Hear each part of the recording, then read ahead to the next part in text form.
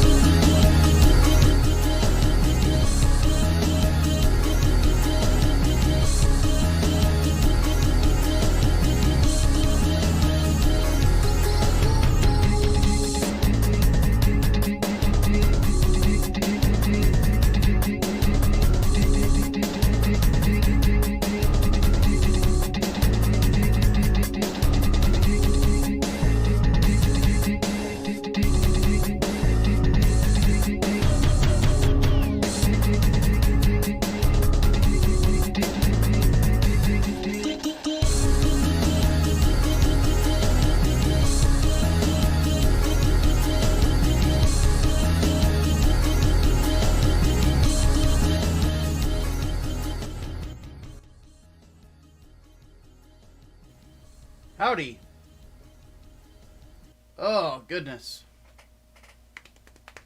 Blah. I'm still waking up. Hopefully everybody's having yourselves a good one. Mine has just begun. I woke up like 2 hours ago. The downside of going through all this like back pain and healing and stuff like that is like it really drains you. But that's the good thing though, is like it's healing. That's the nice thing. There's a lot less pain with my back. Now the unfortunate thing is that because weather is shifting in the area, now my knees are hurting. So it's like I can't fucking win. Goodness. It is a hell of a day in that regard.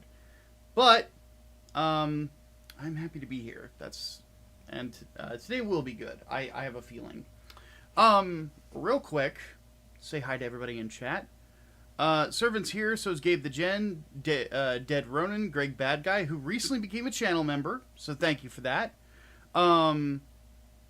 I saw Columbia in here as well. I think that's everybody that's here so far. Hopefully more people come in as we go along. But today, we're working on more Sinanju stuff. Specifically,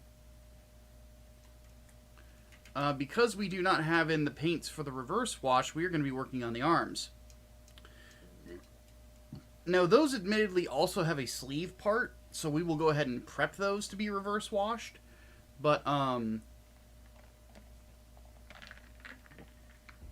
obviously we won't be doing that today.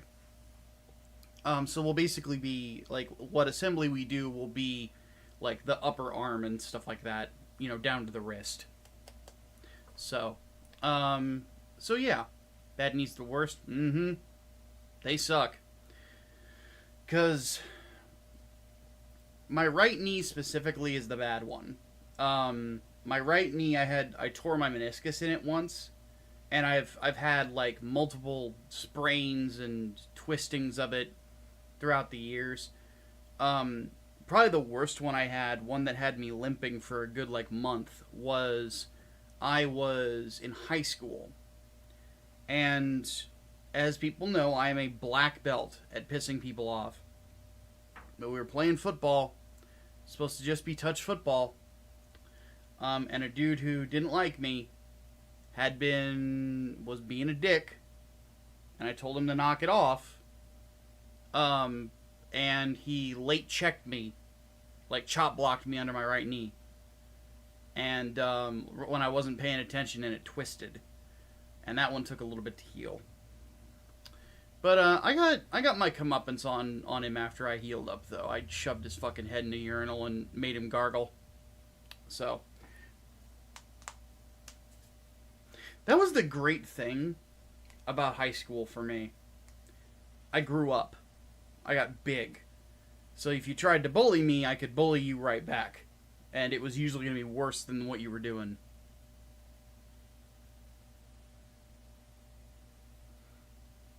See, people immediately voted for a metal devil. Devil Gundam? Oh my god. Like the metal build ones? Oh my god. Dude, that's going to cost a lot of fucking money. Like, Jesus. That's going to be crazy. Granted, I will say this right now. I would build an MGEX Devil Gundam. I would do it. I would do it in an instant. I'd be all over it. Be like, fuck it, let's do it. Bring it on. Enjoy your hobby. That is the plan, Striker. That is the plan. Okay. So let me grab the rest of the arm pieces here. And for those who missed the last one, basically what we did last time, what we were able to assemble, was the head of the Sinanju, which came out looking really good. Let me pull him out here.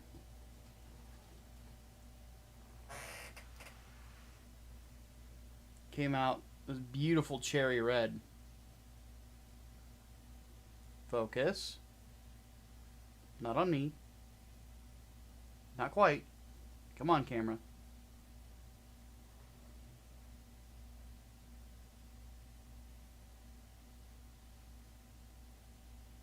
This is really pissing me off.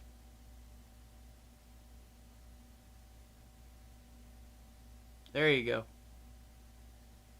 So we did get the head finished. The body is largely painted, but we have not been able to, assemble it yet because we need the proper paints to reverse wash. So, we'll be prepping that sort of stuff. Which version of the Devil Gundam? Yes. You have to understand something. As a master grade builder, I'm kind of insane. Like, I built the Sazabi. I have a Nightingale in the other room. You know, like, if it's big and awesome, I'll build it. I want an MGEX Kshatriya.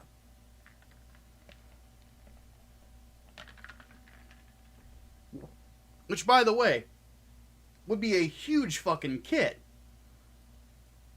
It would be absolutely gigantic. I don't care. Like I said, the Sazabi's huge. The Nightingale is huge. Bring it on, dude. Because I think that the Nightingale and the Kshatriya are about the same size. Hold on a second.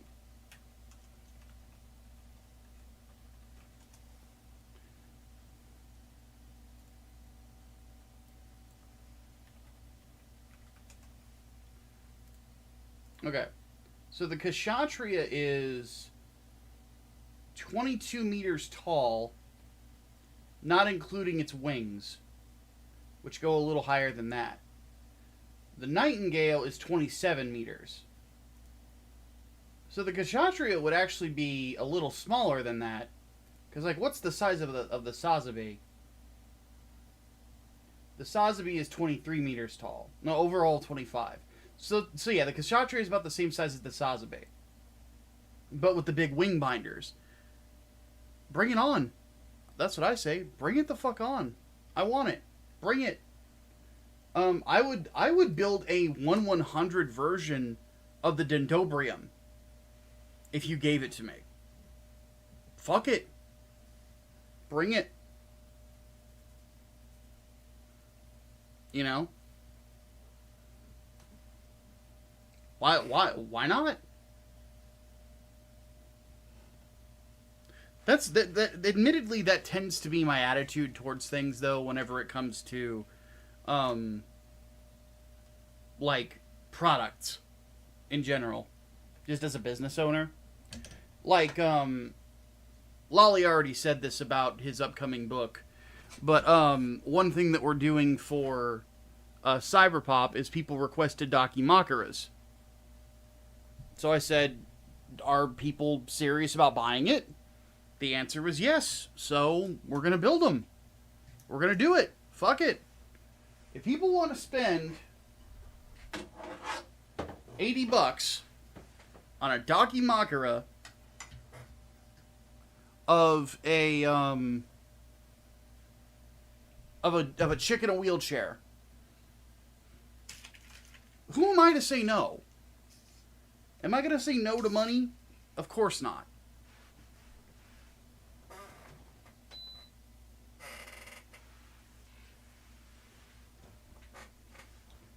And I honestly have the opinion that if you're in business and you're saying no to money, you're an idiot. You know? Unless it's like breaking your moral code or something. You know? Then that's a little different. But I am not against people buying those things. Like, at all. Doesn't bother me.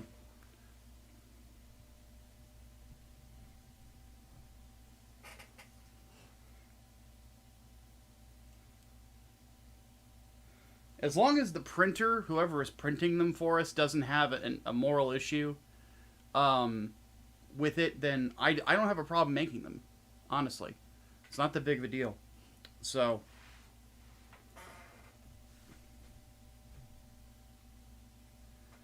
Alright. Let's go ahead and switch this around.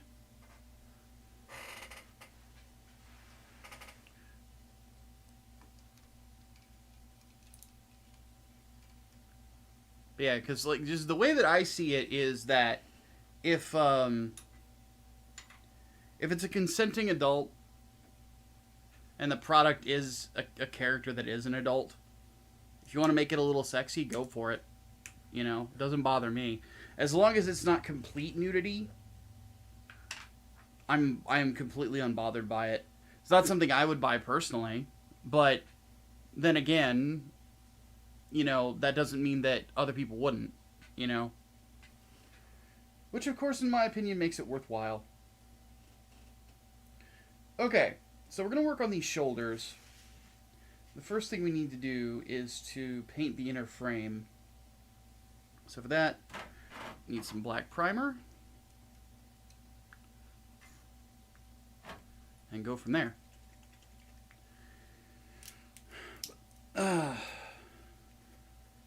Other than that, the one thing, I don't know if anybody saw the community post from earlier today, but I have,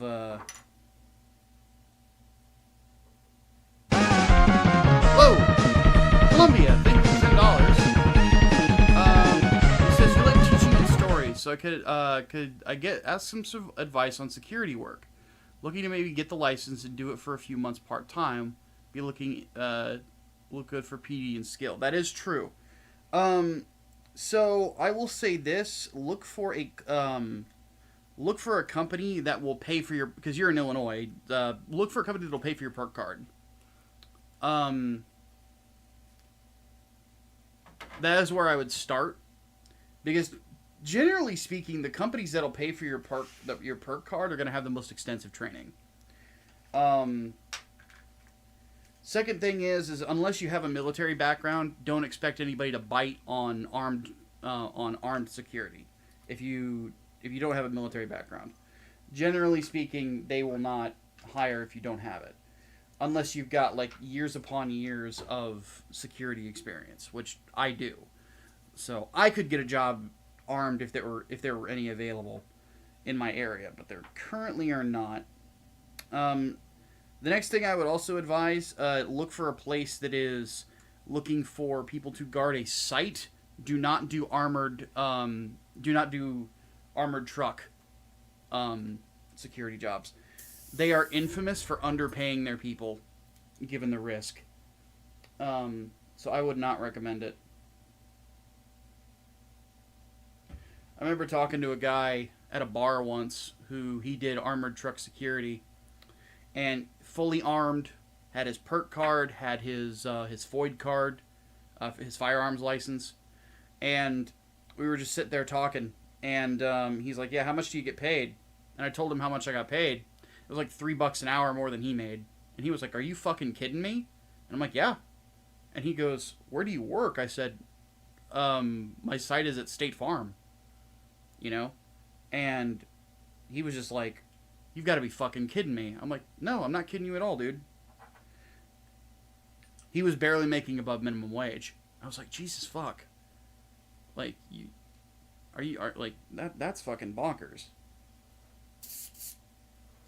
So yeah, don't work armored car.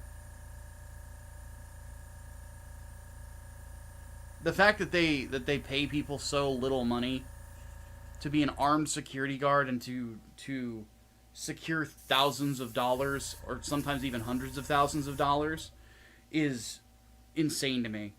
It is fucking backwards as shit. Some CEO is getting like stupid money that he doesn't really deserve if he's underpaying his people like that. I have a feeling that they have like talent rotation quite often. So that would be my advice. Because I did security for a lot of years, for like 3 or so years, and well, actually no, hold on, let me think about that. Because I did hotel security before I worked for a company, and I did that for, so I've got about like 6 or 7 years of security experience under my belt. So it's not really a lot of years compared to a lot of other people that have worked in the industry, but it's a decent amount. I've been around the block and I've seen a lot of shit, so. But a lot of that's because I just have the worst luck. But the big thing is that I've done a lot of things in security. I've done bodyguard work, escort, stuff like that.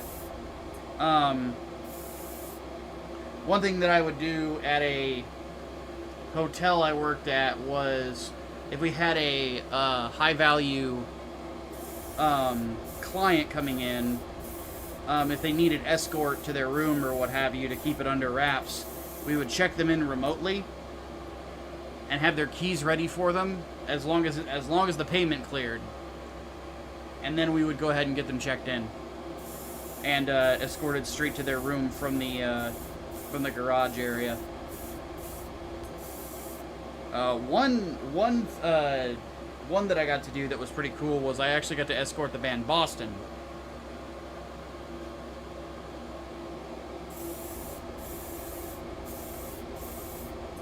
Which that was pretty cool. Because my dad's a big fan of Boston, so I get to brag about it to him.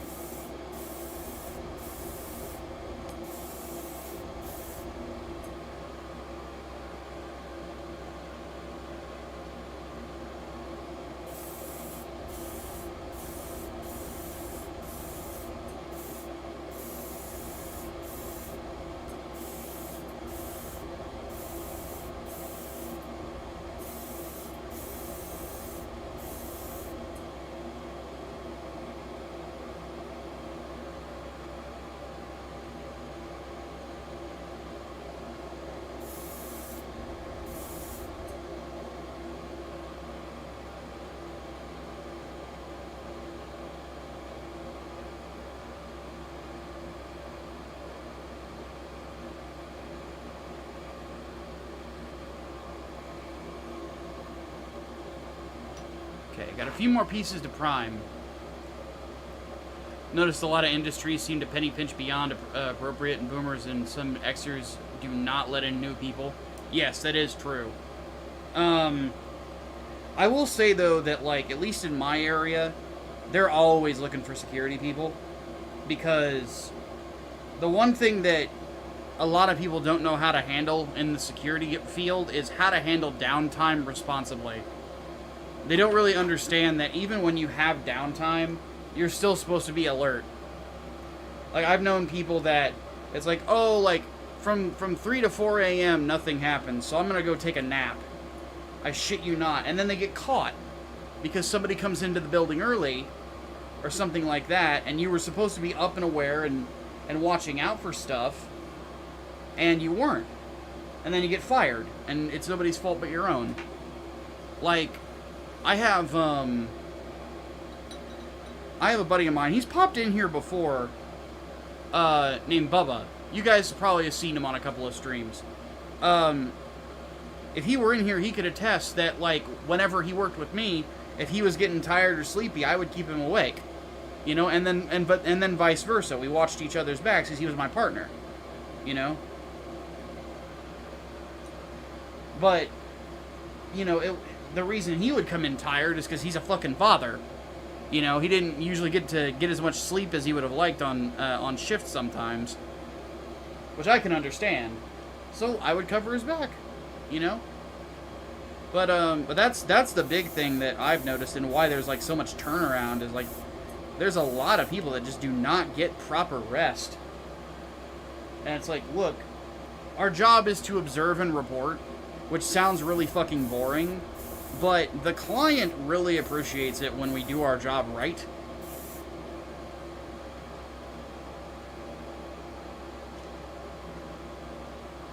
And I always kept it so that even when I had been working a long-ass shift, because in security, I worked shifts that were like anywhere from your normal 8 to up to 12 to 16 hours, depending on what needed done that day.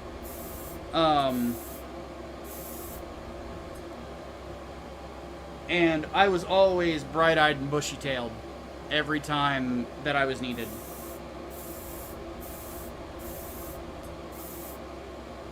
So another piece of advice I would have is just be very smart with your energy.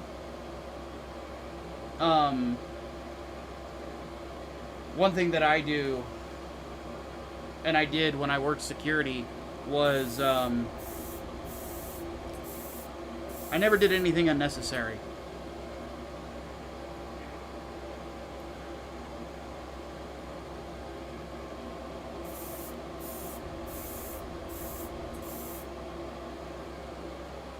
You know, it's very much the work smarter, not harder mentality.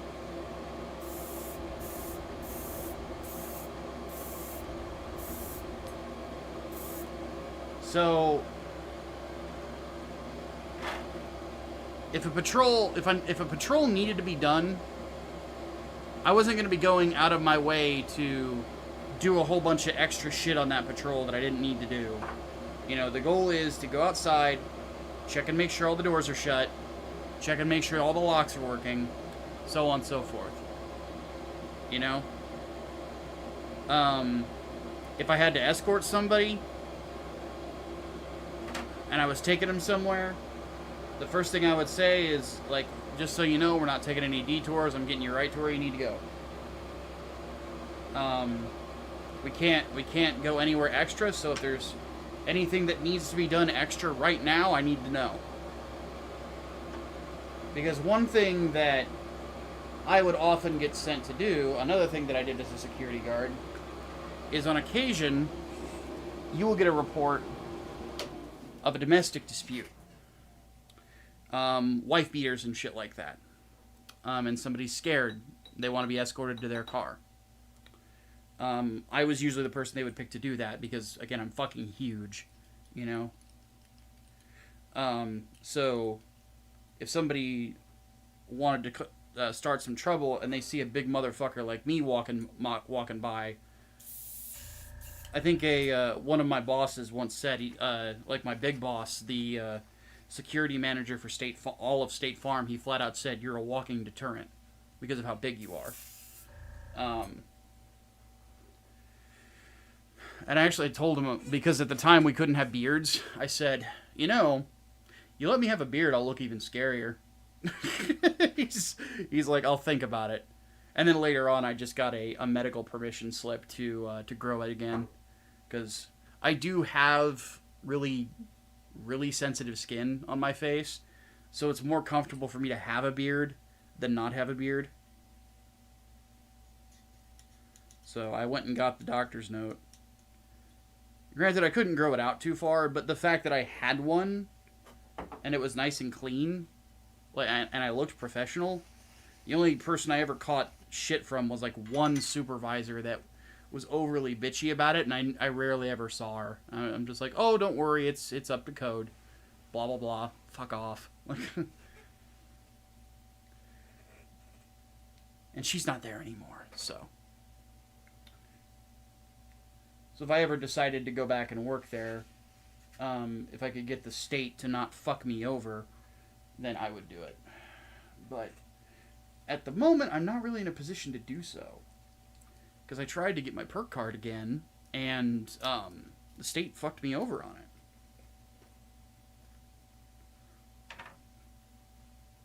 They were supposed to call me with instructions on how to get it, and they never did. So I tried calling them, and they gave me the same spiel. I'm like, you guys aren't going to let me have this, are you?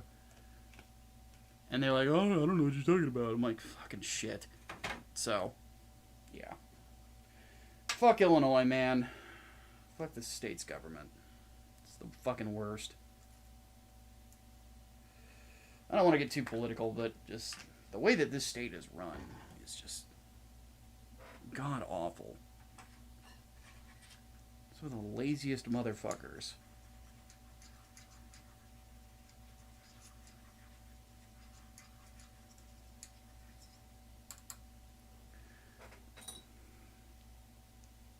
Good thing you don't have kids yet. Yeah, that's the big thing, man. When you're young, get as much work in as you can. You know? I used to work a lot of hours. And you know what? I loved it. I legit loved my job, man. Ginger, you are not wrong, buddy. You are not wrong at all. But yeah, I kind of miss those days. Like, I think what wore me out is that was around the time that my YouTube channel started gaining ground the first time, back in like 2016. Which it's so weird that I had, what, like 6 years, 7 years of non-growth, and now it's growing again. But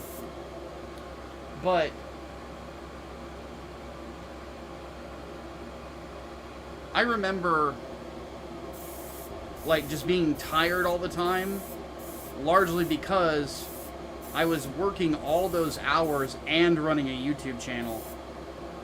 That's actually part of the reason why I don't edit my own videos anymore, and why I hired Shirt Dude, is because I just don't have the fucking energy anymore. I don't have the time. Hey, Serena.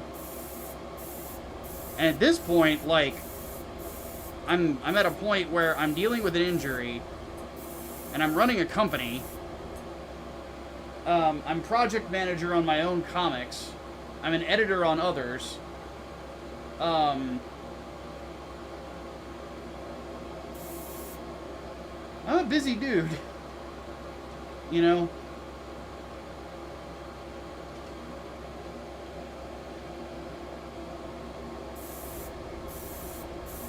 But no, this is the time to get the work in.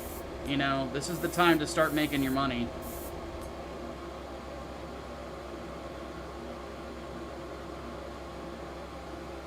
And it's the time to, like, settle into what you want to do.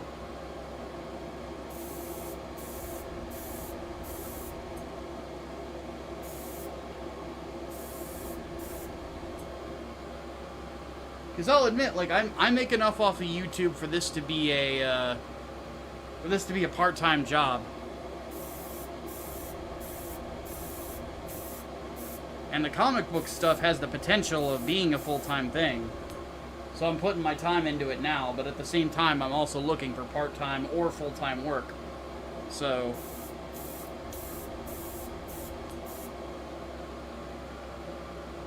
how's my back? It's doing alright. Still really stiff. Still can't move my leg very well. But it's not as painful.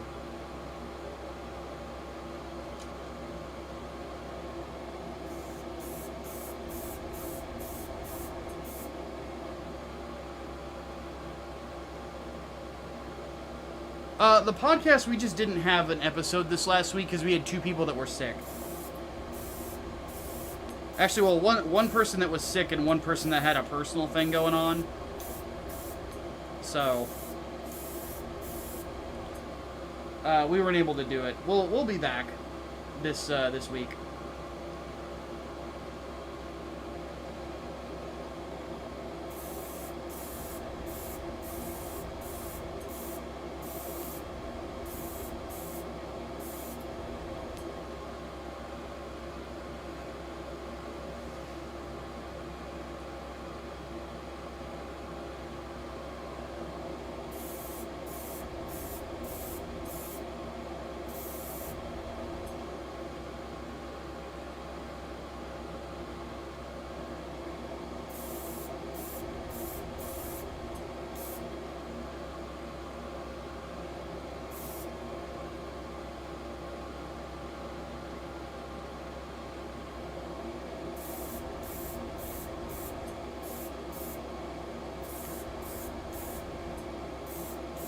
There we go.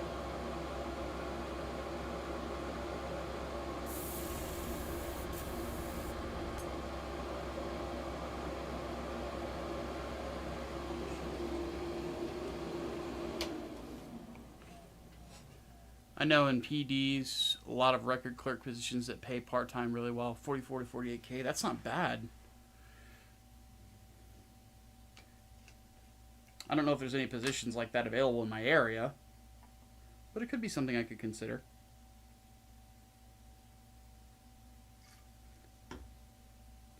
The big thing is at some point when my back gets healed up, I need to take the time to get my driver's license renewed properly.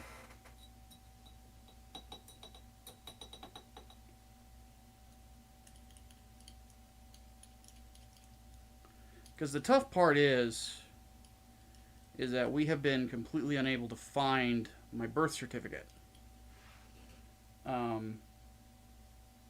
Illinois does not have it.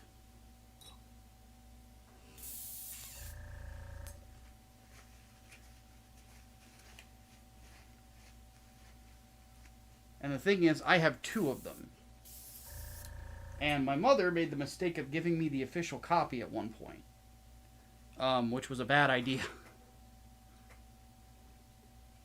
Because I ended up losing it. I might have it somewhere. I haven't dug through all my files and shit. But, I need to get a safe. But, yeah, my birth certificate, the one that she has is the depressing one, as I call it.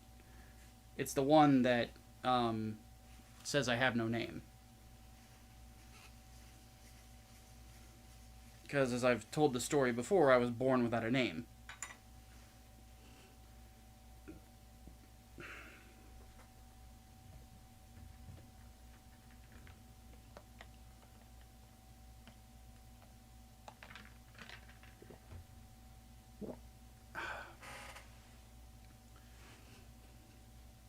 Alrighty. So let's go ahead and get this inner frame painted. Then the golds and then the reds. Let's rock. So for inner frame we need the stainless.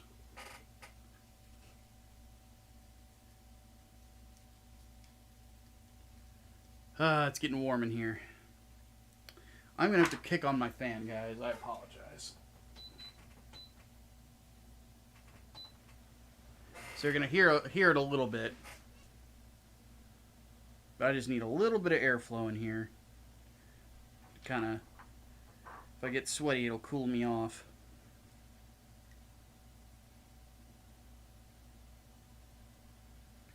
I know later today I'm going to be doing some sweating because I have been marinating some chicken in my fridge for, it'll be 24 hours whenever I hit 9 o'clock tonight, which is what, like an hour and a half? Yeah. And I'm going to be making Nashville hot chicken fingers.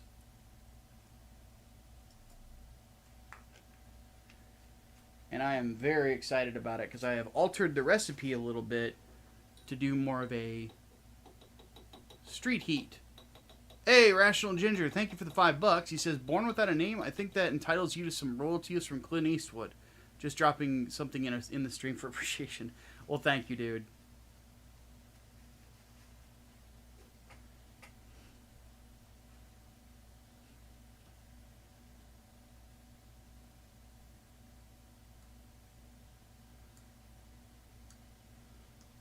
Yeah, I guess I do have a little bit of claim to the man being the man with no name, but the problem is I think that movie was made long before I was born. What year did A Fistful of Dollars come out? Let me have a look. A Fist... Oh, there it is. 1964, so I'm a little late on that one.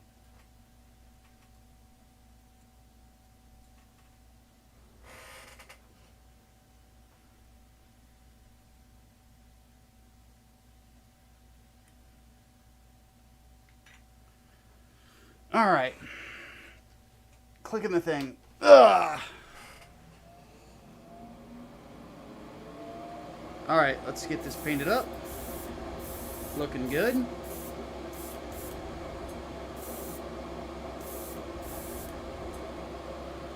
I have to say, I really like this black primer stainless look.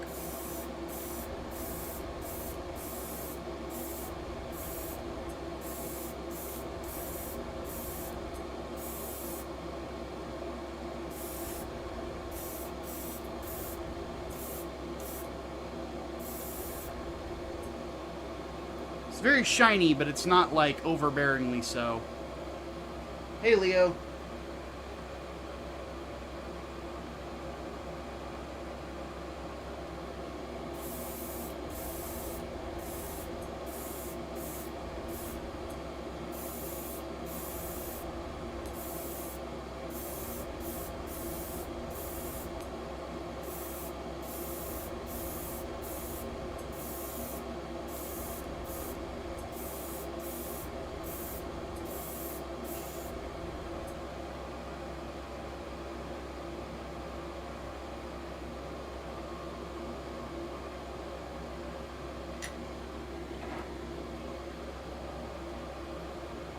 Colors have been really good with this model. Well, thank you. I'm quite proud of how it's looking so far. I'm very big on metallic gloss paints, and I really feel like there's something kind of special about them. I don't know what, but they just look cool.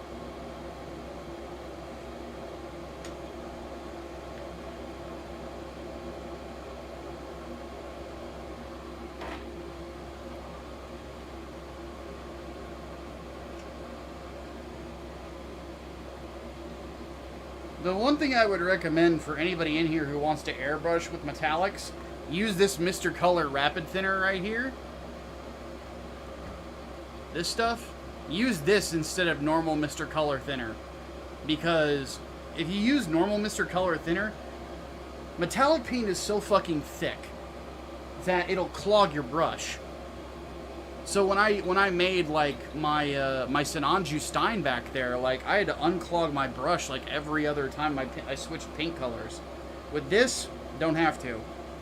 It goes on nice and smooth, just like a normal gloss paint.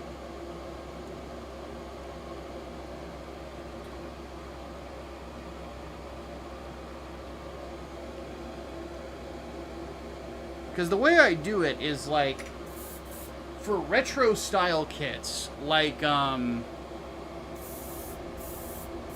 Gun Tank, or the Gundam, or the Gym, or others, I will use a semi-gloss paint. Also for Titans era mobile suits, I'll use semi-gloss with a UV coat finish.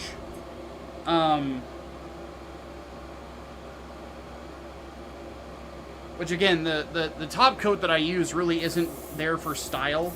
It's more just for protection from the elements. To make sure that I don't have to like repaint shit over and over again. Because apparently, and I didn't realize this with the Sinanju Stein back there, I think I actually didn't top coat it. I might have forgotten. So I might actually need to touch that thing up here in the next month or so. Which means I'm going to have to disassemble parts of it.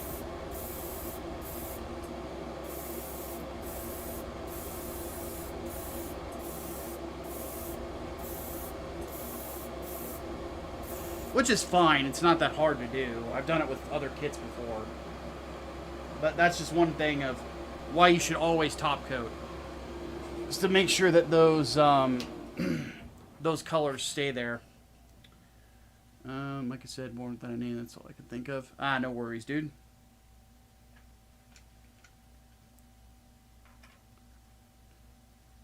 Yeah, that's a classic story in the Odyssey. The part with the Cyclops.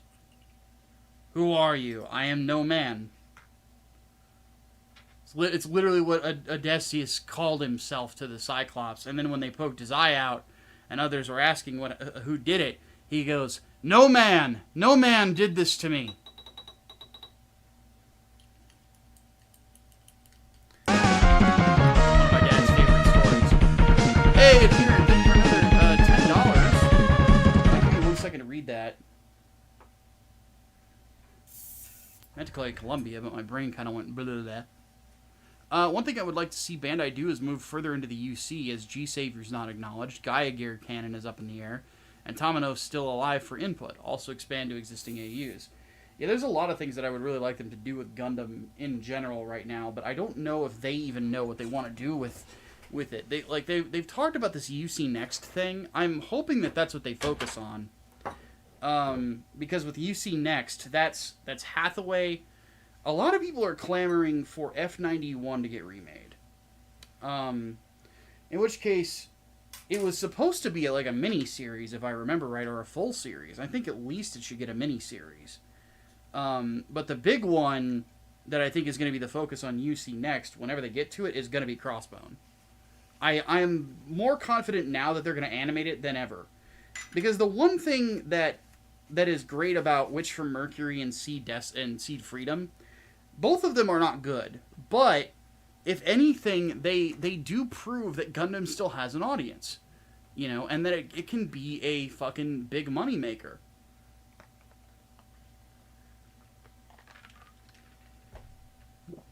So, you could very easily, you know, put it back on television, reprint some of the kits, and make huge bank off of it. So, and I think that they will at some point. I'm pretty confident in that.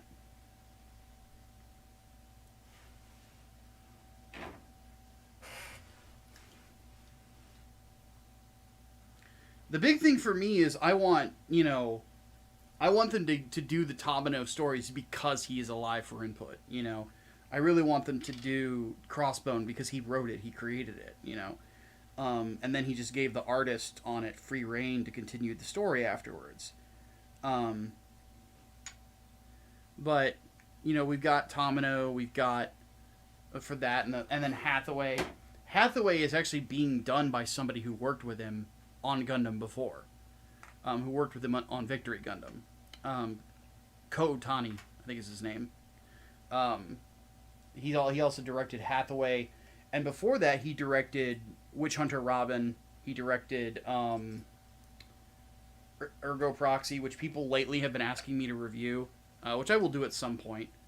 And the big one for me that he did is Genocidal Organ. Genocidal Organ is quite possibly the best animated movie I've ever watched. More so than Ghost in the Shell, and that should say something. Like, Genocidal Organ is so fucking clever. I fucking love that one. Need to get a Blu-ray of it.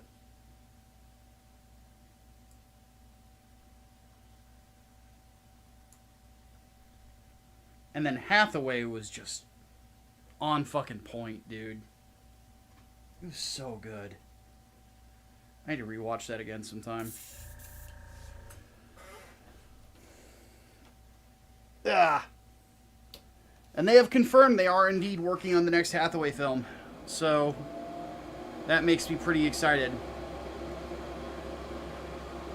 So yeah, there's good Gundam stuff coming. Like, I'm not black-pilled about the future of Gundam like some goofy sons of bitches out there. I think that it's got a positive future.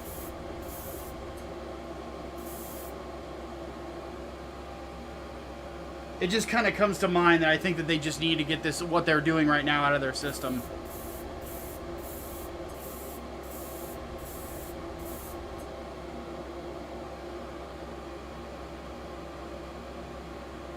Because it's obvious that they're interested in doing more Universal Century stuff, or we wouldn't be getting Requiem for Vengeance.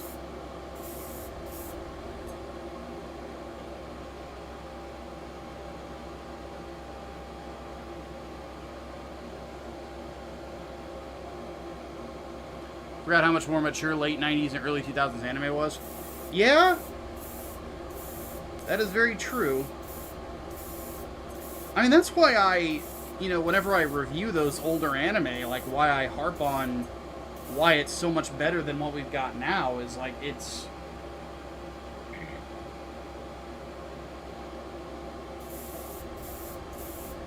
I'm of the opinion that there's never a point where it doesn't take its audience seriously as adults, you know? But the big thing is that, like, a lot of anime... that we see that, like, is older stuff, those are like OVAs. Those never aired on television. Like Biohunter or fucking Genocyber or things like that. Those did not air on TV. You know, those are OVAs. They could do a lot more with them. It's very hard to convert stories like that to a television format. But then again, I'm of the opinion that with the streaming market being what it is, we will start to see more mature anime stories coming out.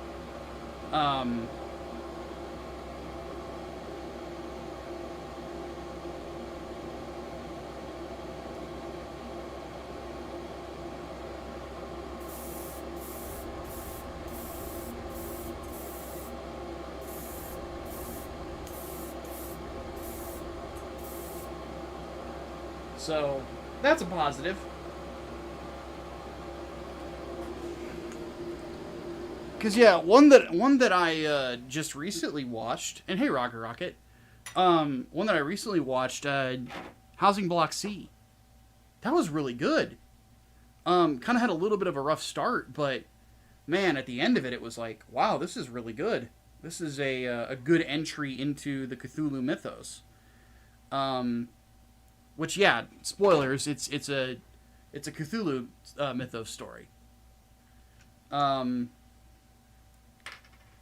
will be doing a full review of that, probably during Spooky Month. But that made me pretty stoked, because I'm really big on Lovecraft.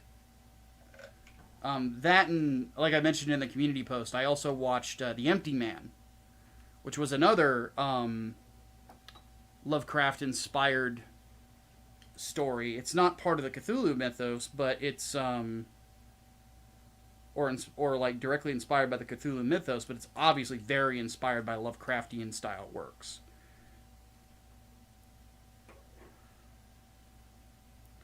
And I love stuff like that.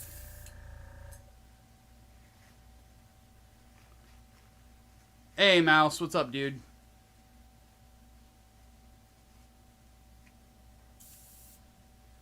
Yeah, the one with the deep ones and the creepy girl and all that stuff.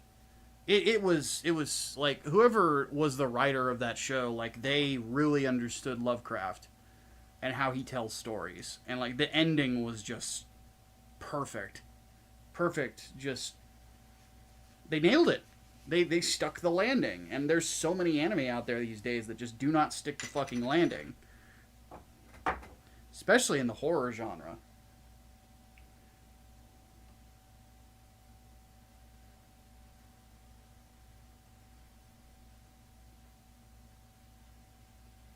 Could say streaming services are the evolution for OVA animes from the 80s to 2000s to get more mainstream appeal.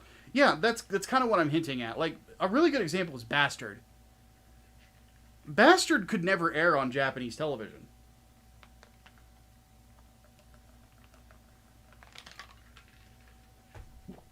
I mean, the fucking opening is a goddamn cake parade. There's so much ass on it. You know? And Bastard gets pretty explicit.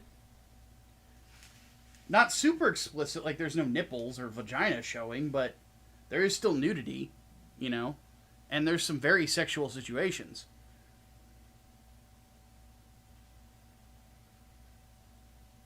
I think I'm going to try a thing here.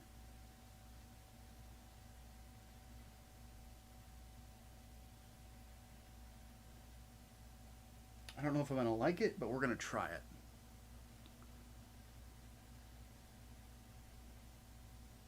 Favorite H.P. Lovecraft story, very much Shadow over Innsmouth and At the Mountains of Madness. Those are my favorites as well. I've been wanting to sit down and listen to the audiobook of The Whisperer in Darkness again, though, because a lot of people tell me that like that's the best one. I remember listening to it, but the problem is that the guy who was doing the voiceover, it was so relaxing to listen to him that I fell asleep. I felt very badly. The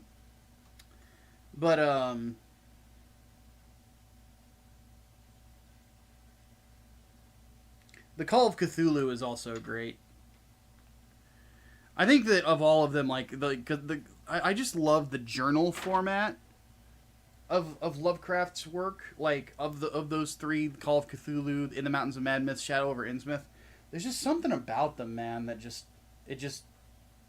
resonates with me. I mean, I wrote my first novella with that style, which there's some people in here who have bought it. Servant, you got it, right? Did you get the digital, or did you just get the physical? I don't remember. And hey, Ronan,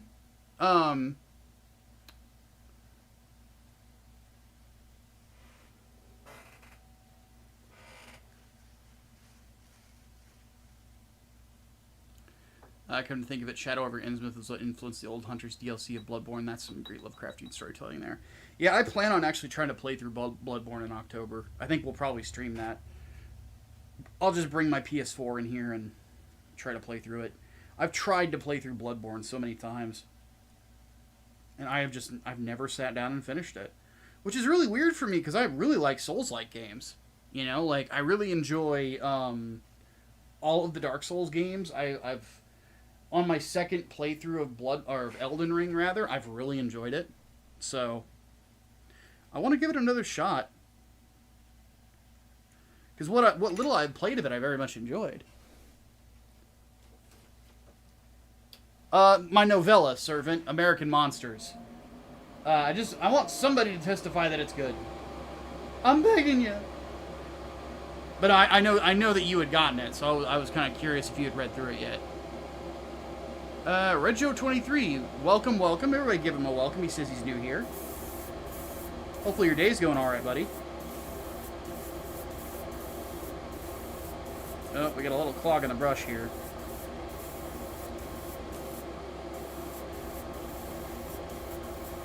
That's going to need another coat. Hold on 1 second. It's good. Well, good. I'm glad you liked it. Because that one... The thing about American Monsters, it's a very emotional story. Like, it is very much a horror story.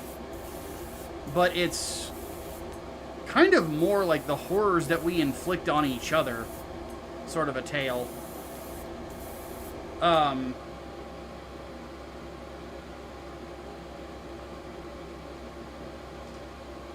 But it is one that I very much enjoyed reading back through after I wrote it. The writing process was very difficult.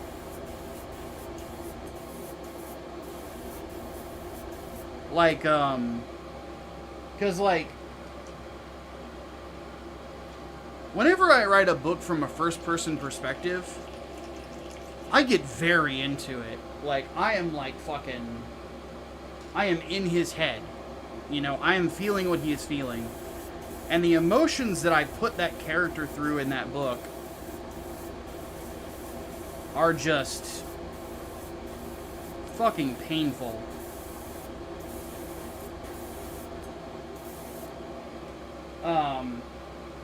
So, yeah.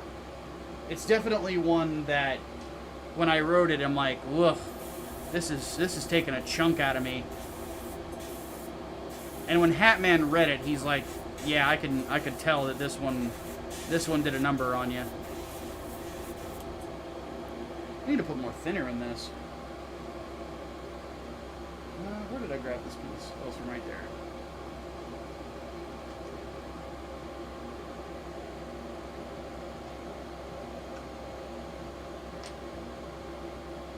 Still a novice gunpla builder? You really enjoy these streams? Well, I'm glad, dude. And gunpla and getting better at it is all about repetition. I have built so many kits now that I've got it down to a science.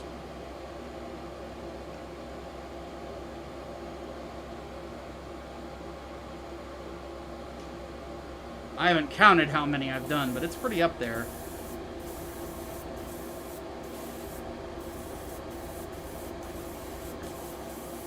And this for me is sort of like my big relaxation is working on some gunpla.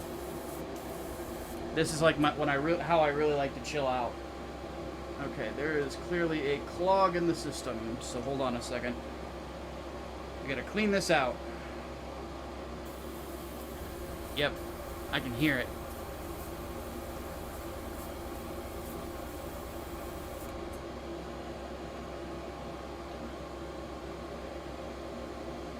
I struggle writing first person. I put too much of myself into it. Well, one thing I will say is this. It's another repetition thing. Because I've been writing since I was, like, 10. And I'm 38 now. So 28 years straight of writing. In some form or fashion. The one thing I learned through repetition is how to put myself into the shoes of a character and it not be me. You effectively kind of learn how to see through somebody else's eyeballs. And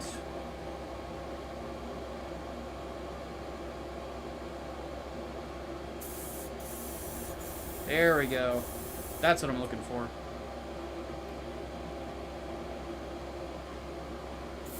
Once you get that moment, your writing will... Once you kind of feel that properly, your writing gets so much better. The one thing I will say, though, in writing first person, some elements of it, if you're already getting that, is that you're going to effectively feel what your character is feeling. And if you're writing a painful story, you had better prepare to feel every bit of it. But what I would advise is you allow yourself to feel it. You let that run through you. You let it consume you. Because the more you consume it, the more you consume that, and the more you feel it, the more intense and enjoyable your writing will get.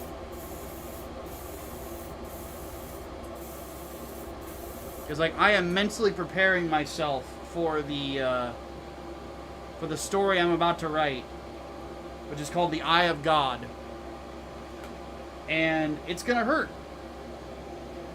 It's gonna hurt a lot. But you know what? After I'm done crying and all this other wailing and all this other shit that I'm gonna get from being in this dude's fucking head, by the end of it, I have a feeling I'm going to have a story a lot of people are going to remember very fondly. Love to read your work if it's available. Well, there are links to it in the description. As of right now, Joe, my own work, what is available on Indiegogo is one thing that is finished and ready to be sent out is my novella, American Monsters. It's actually the t-shirt that I'm wearing right now is from that project. It is a prequel to a comic book I'll be publishing in the future. And it is effectively about America discovering that it's going to be invaded by hell, by demons.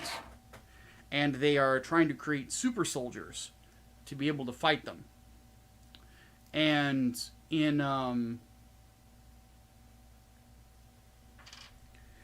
it goes through the human experimentation that has to be done to create it, and it helps flesh out the world. Effectively, what I did was I took a lore dump and I turned it into a horror novel. And if you purchase it on Indiegogo, if you get the digital version, I will just email it to you. Though I would advise picking up the physical just so you can get a book, a full book. But if you're looking for something to read right now, that's what I have available. That's going to be ready within a short amount of time. Sadly, you missed out on a campaign to get a hold of one of my comic books, Inglewood, which is sort of my love letter to street level stories like Iron Fist and Daredevil and Batman and stuff like that.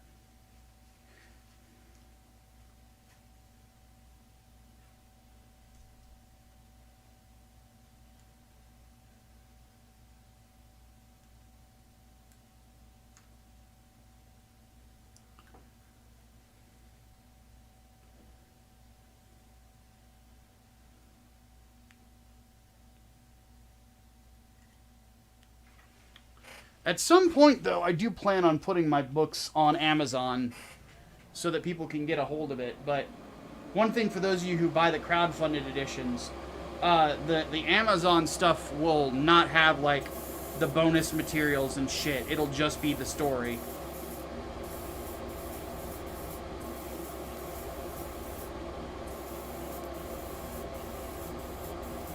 Basically, the way that Grindstone is going to do things is that we are not publishing a book on crowdfunding that isn't a director's cut or a special edition or something like that.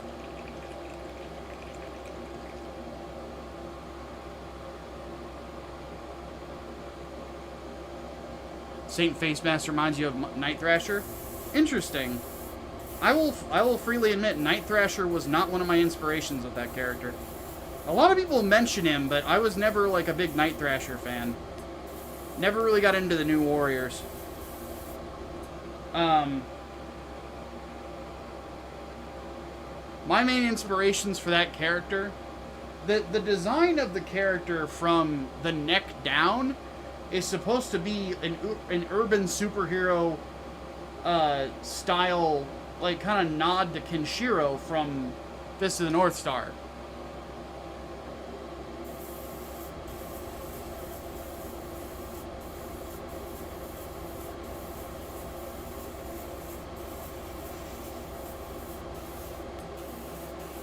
The hood, however, is inspired by the ninjas from Mortal Kombat.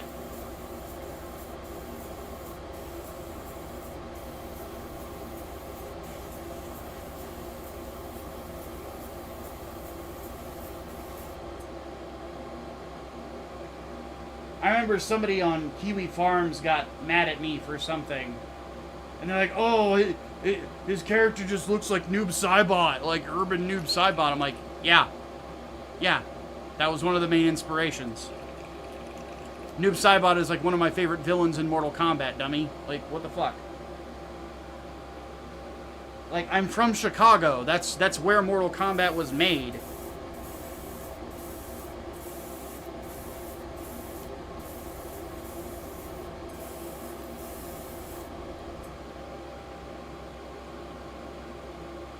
Like, there's also allusions to, like, famous Chicago restaurants that are going to be in it. Like, I can't use Mr. Beef because that's a trademark, but, you know, I'm going to put a nod in there to Mr. Beef called Mr. Buff, you know?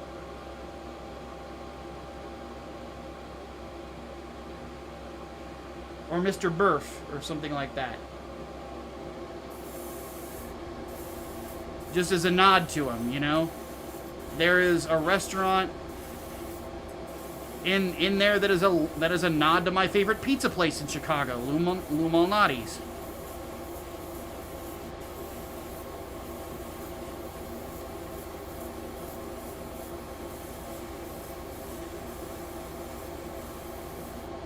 You know, it's like, what the fuck, dude?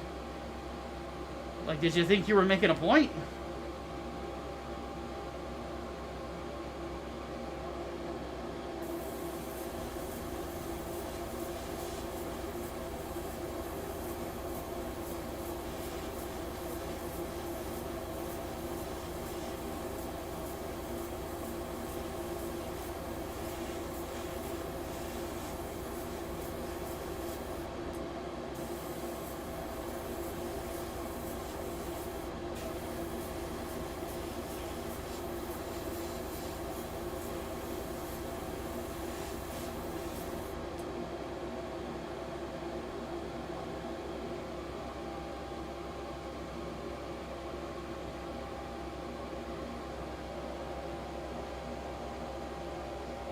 Alright, Ronan, have yourself a good one, buddy. Wasn't Mortal Kombat inspired by Bruce Lee? It takes a lot of inspiration, oddly enough, from Fist of the North Star. That's where the concept of the fatality comes from. But it was also inspired by, old school kung fu films, by the Shaw Brothers. Because Shaw Brothers films could get pretty violent.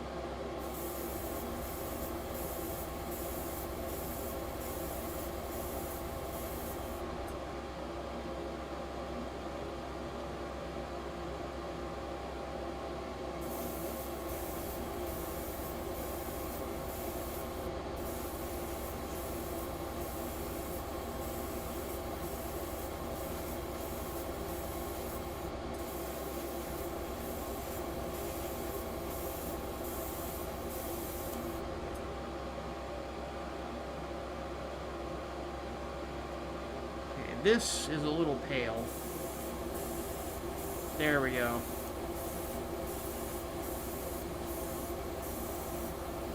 Get that nice candy red look.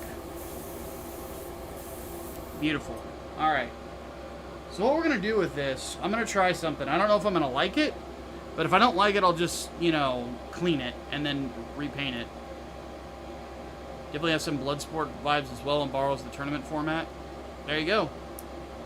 I mean, originally it was supposed to be a Jean-Claude Van Damme video game.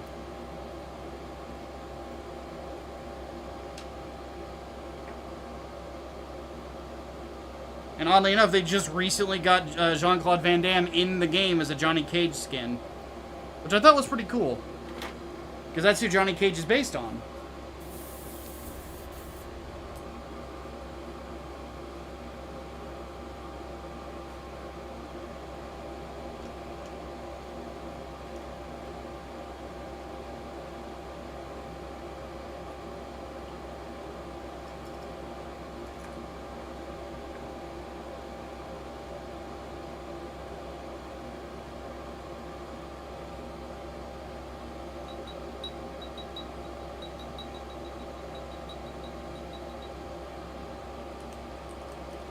But yeah, that was just an interesting story, because, like,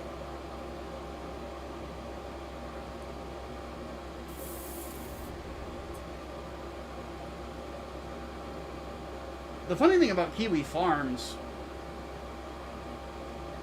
is just at one point, because I've been bitched about in the Comicsgate thread on Kiwi Farms for years, right? And then I'm like, you know what? I'm just going to go in there and talk to them. Fuck it. Next time they bring me up, I'm going to go on in. And I did. And since then, I don't think anyone's really given me any shit. At least not from that neck of the woods.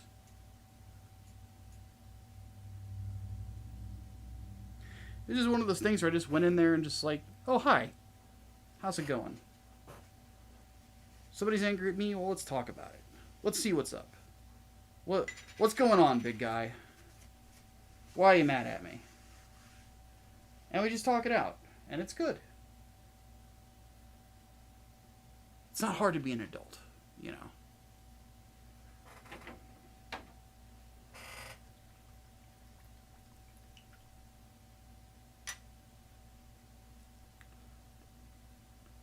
It's something I wish a lot of people would learn.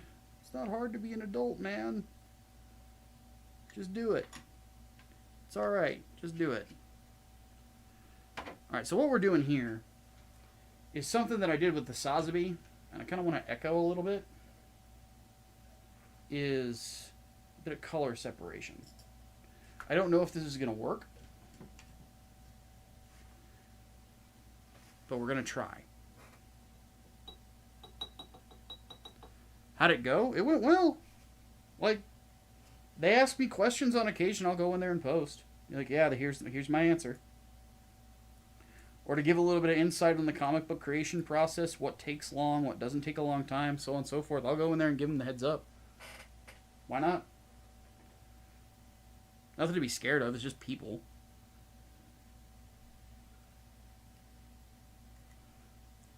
One thing I noticed is, like, when I got in there, like, the people who got all pissy about me from back in the day, suddenly they disappeared. And it's like, wonder where they went.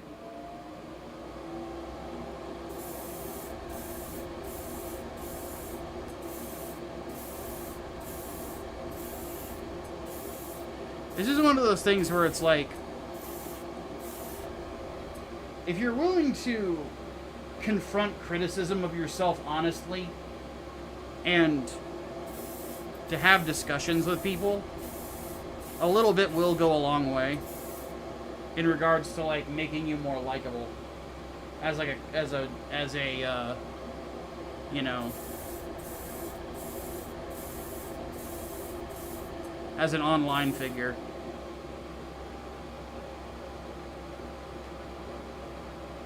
Don't run away from criticism. If you fucked up, just own it.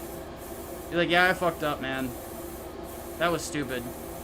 I'm gonna try not to do that again. And then don't do it again. And then people will notice that you didn't do it again. And, hey, what do you know? Suddenly people like you again. Like, that is what I've literally had to do in my life. Is I fucked some things up years ago. So I've been spending my time unfucking it, and guess what happened? People took notice of it. My YouTube channel started growing again.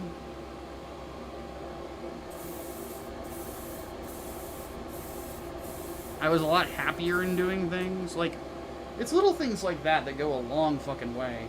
And I think that there's a lot of people out there that just seem to subscribe to this idea of like, oh, apologize for nothing, and don't own up to your shit, double down on everything. It's like, no, you fucking idiot. What adult acts like that? Just be a fucking man about shit. Or just act like an adult. Not hard. Own your shit.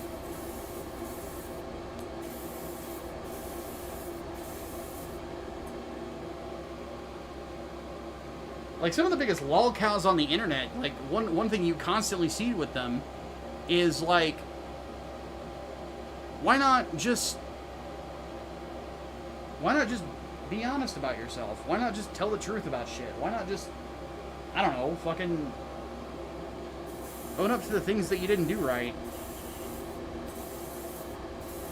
Be like, hey, this didn't go right. It should have gone better. I'll endeavor to make it better, but instead they go the opposite direction with it. It's like, what the fuck are you doing, man?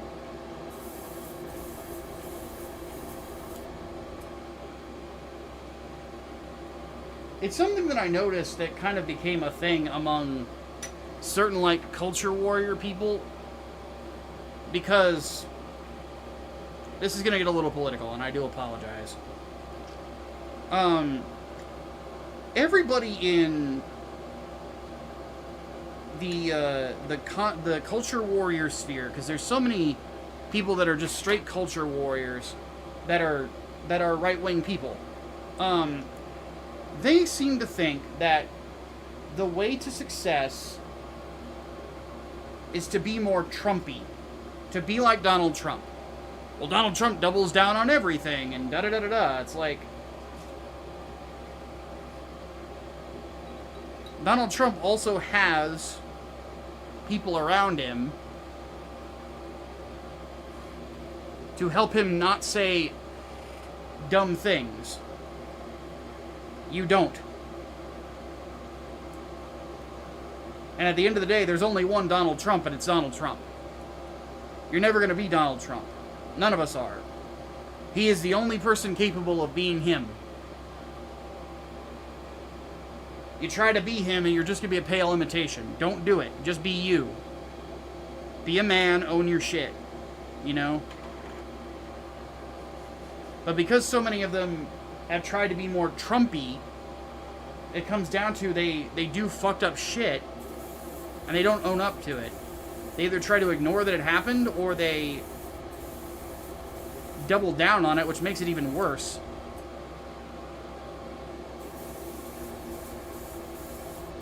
And I'll admit, I fell into that for a while.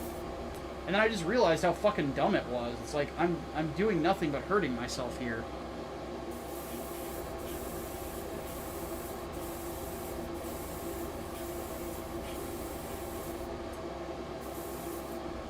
So I just focused on being myself.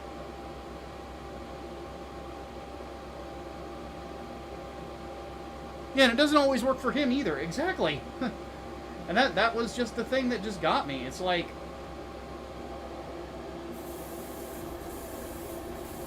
And it's just something that's infected the internet space. There's a guy who used to be in my Discord server who constantly said stupid shit. That he had no evidence had actually happened, and he would claim people are pedophiles for no fucking reason. People in here probably already know exactly who I'm talking about. Like, he was a fucking dipshit constantly. And he would double down on everything until even when he was caught in a lie. Like, what the fuck is wrong with you? And it's for the same thing. It's because he watched, you know, content creators that did the same shit. And he's like, well, that's how I think I'm supposed to behave, and that's how I behaved. It's like, no, you fucking idiot. Like, you're not them. And even then, that shit will catch up to them in the future, stupid.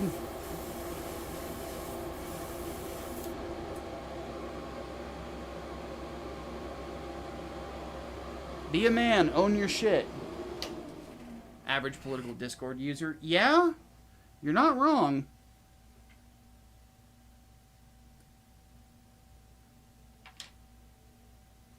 I don't have to be the next Deepak Chopra. I'm the first Guru Pitka. Well, and that's the thing, man. That is shockingly good life advice from a very terrible movie. You know, don't focus on being somebody else. Be you. Be who you are. If you don't know who you are, go figure it out. But don't try to be something you're not. It only ends in you looking like a dumbass.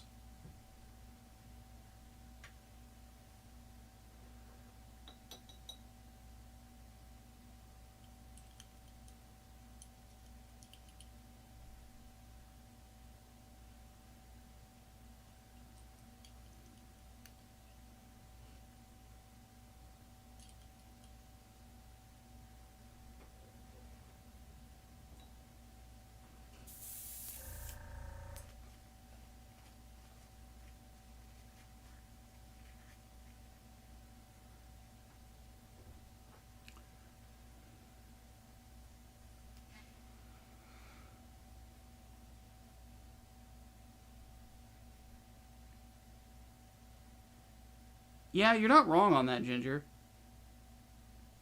His take on the Civil War is just nonsense. So I don't watch Razor Fist. He and I have gotten into it a few times over the years.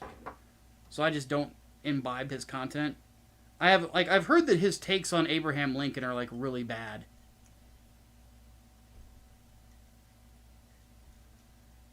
Like it's like revisionist history.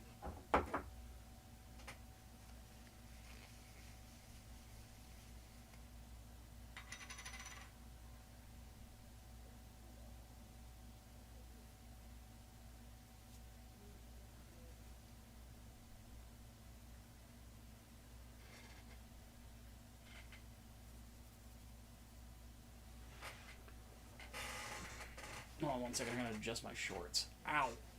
God. Man problems, I swear. Alright, I'm going to let that dry for a minute.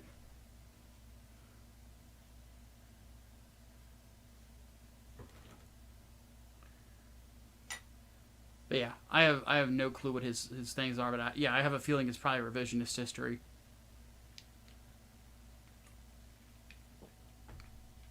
My whole thing with Razor Fist, he and I got into it years ago, first over VidMe closing down. And I said, yeah, it's because every fucking commentary bro got on there and basically sucked the fucking network dry. They weren't making enough money to compensate for you guys. So it basically got bled dry, and smaller people that could have used it to build an audience basically got fucked out of it, which is true. That's exactly what happened. And he got ass mad about it and, you know, blocked me for years. Then another time I criticized him for working with Vox Day and for publishing under Vox Day's imprint. And people lied about what I said and said I tried to cancel him, and he bitched and moaned about it, trying to say I was trying to cancel him. Like, no, I'm criticizing you for being a dumbass because you don't need him. And guess what? The second book that he did with Archaven, they crowdfunded it. He made a good amount of money, and then he fucked over the fucking crowdfunding people by putting it on Amazon before he fulfilled the book. It's like, you deserve criticism for that, dude. Own up to your shit.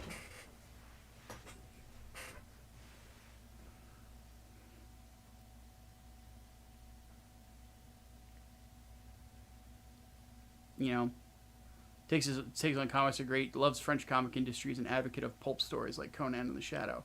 Yeah, and that's a positive thing. And here's the thing, there's some stuff about Razor I do like. Like, I forget the name of it. It's not Metal Injection. What is it called? Not Metal Masterpieces, where he goes through a band's entire discography and kind of breaks it down historically. Those are really good. He deserves all the credit in the world for those. I will freely admit Razor's the reason I'm into Danzig. And why I got into the Misfits, oddly enough, because I completely disagree with his take on the... it's not metal history. But, like, I completely disagree with his take on the Misfits. But, granted, I think that... Here's my thing with Razor Fist on metal. Razor's a hipster. He's a hipster. You know? He likes a lot of obscure shit and thinks that it's better than the big name stuff. And it's kind of like he knows some pretty interesting, more like obscure facts about some obscure bands, and some of them are pretty cool. But Metal Mythos, thank you. But overall, those videos are pretty good. I disagree with some of his takes. I don't think the band Razor is that good. But it's where he gets his namesake, so I can understand why, you know, it's probably like his favorite speed metal band or something like that, you know? So to each their own. Everybody's got different tastes.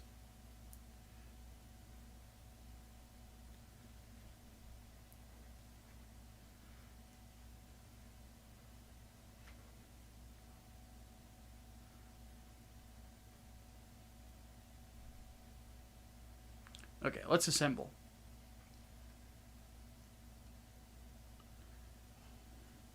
And by the way, my criticisms of Razor aren't personal. Like, they're not personal attacks on the guy. I don't know him. You know?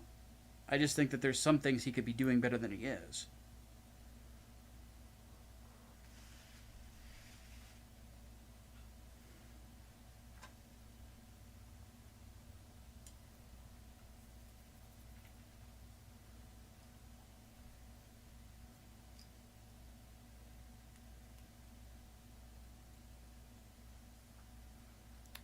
Okay, that looks pretty good so far. So the pseudo-documentary he did on Michael Jackson raised some serious questions about the media treated him. Yeah, he makes some good points with Michael Jackson as well. With the idea that, you know, it's sort of a, like, the general perception of him was guilty until proven innocent. Which, when you think about it, is kind of disturbing. Now, does that mean that Michael Jackson was innocent? I don't know. But,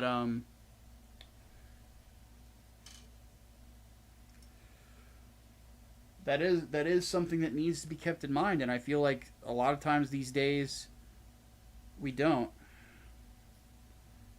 I remember he had a debate with Cecil on the whole thing, because Cecil very much is in the camp that Michael Jackson did it.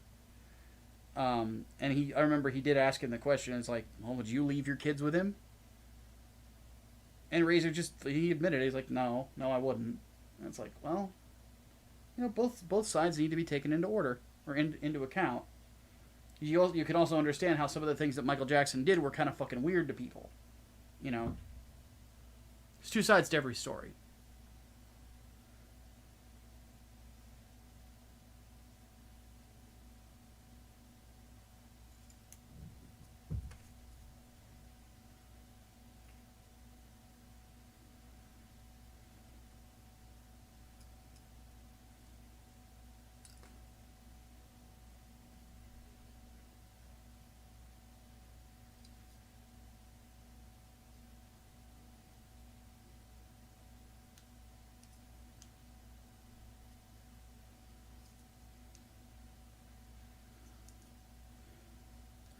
I put these on out of order. There we go.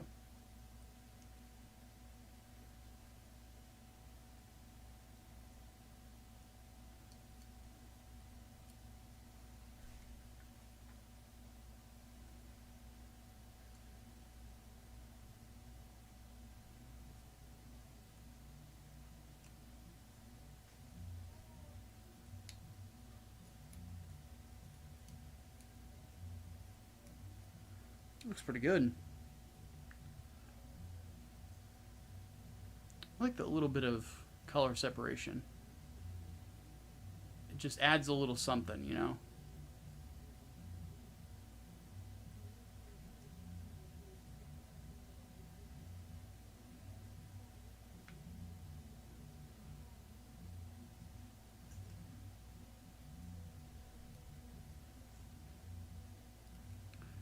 Yeah, I think that would be really interesting is if we ever heard from like a psychologist who sat down with Michael Jackson and psychoanalyzed him. I'm of the opinion that, like Peter Pan syndrome, like he never really had. If Peter Pan syndrome is what I think it is like he doesn't really feel. He never felt like he really got a proper childhood because he was like a child star, so he got basically bandied about in public from when he was at a young age, and that wasn't necessarily what he wanted for himself. You know. But at the same time, like, the big thing about Michael Jackson is that he was such a tremendous performer. Tremendous talent. There will never be anyone like him ever again. He kind of set the standard for what the pop star was supposed to be going forward. Like, a lot of big pop stars that came after him just followed his blueprint. Like Usher is a really good example. NSYNC, the Backstreet Boys, you know, stuff like that. Like he changed the music industry in a lot of ways.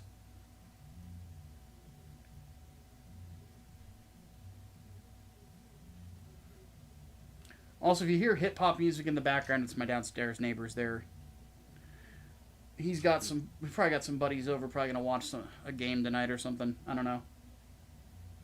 It's the weekend. Somebody's gonna be blaring music. Tomorrow it'll likely be me.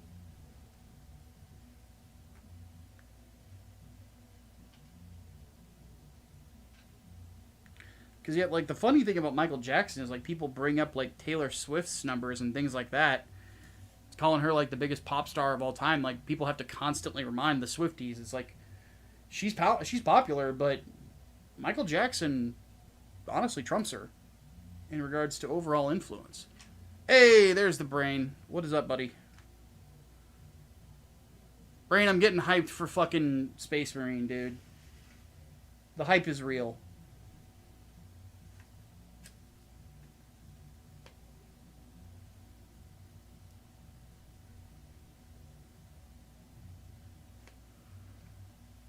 I'm actually genuinely curious about whether or not the season pass for Space Marine is going to be worth it. I'm curious. If it's just all a bunch of customization shit, I don't think I'm going to end up getting the gold edition of Space Marine 2, but we'll see.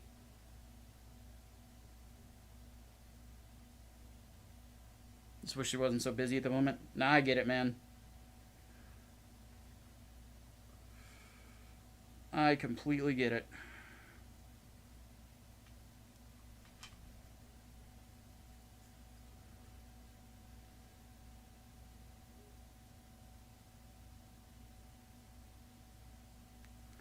It's one of those things that whenever that game comes out, I'm going to have to make time to play it. Focus. There we go. That looks really good.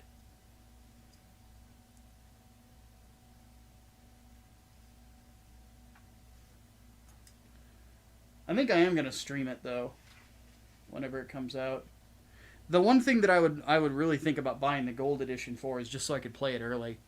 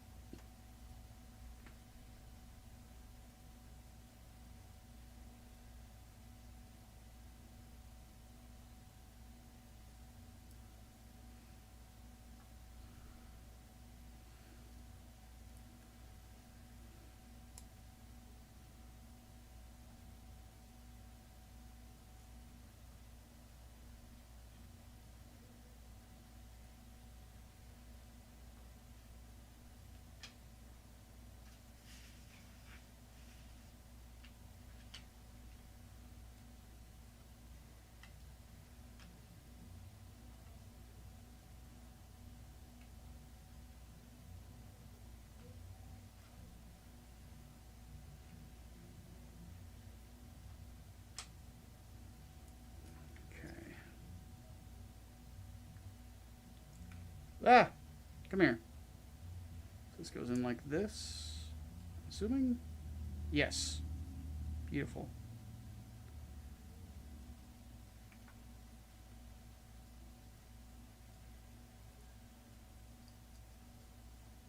Gunpla vents. Gotta love them.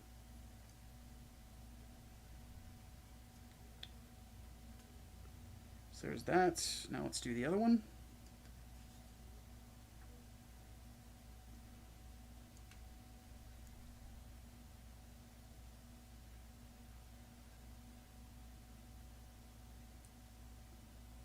Yep, we are. Hey, Meme Tactical Sasquatch, how's it going?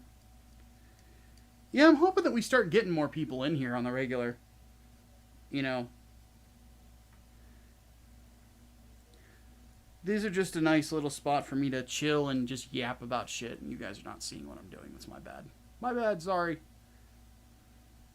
I'm trying to get you, like, it's kind of interesting. I'm basically learning how to do this properly. When it comes to streaming Gunpla. I'm admittedly not paying enough attention to where my hands are at, which is my bad. So sorry about that. And I have no excuse. Like, my webcam here and here go to the monitor right here, and I can see it right in front of me if I just look up. So...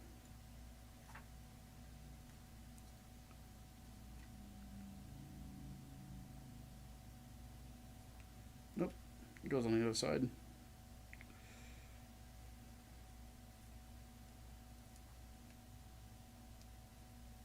Or does it?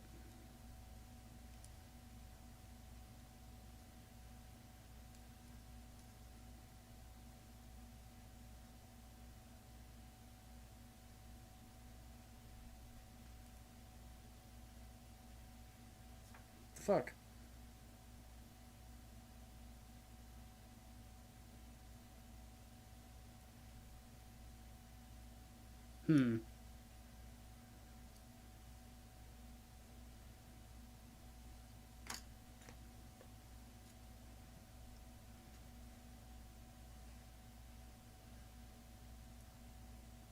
The fuck?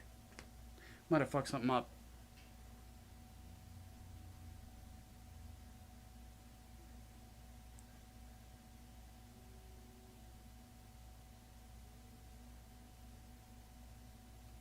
When it comes to nerd culture, what tarnished poisoned it?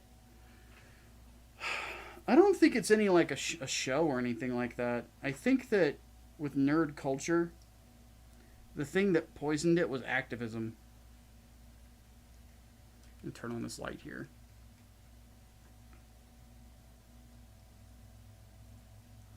There are way too many people around nerd culture now that are activists and aren't actually people that are passionate about what's in it.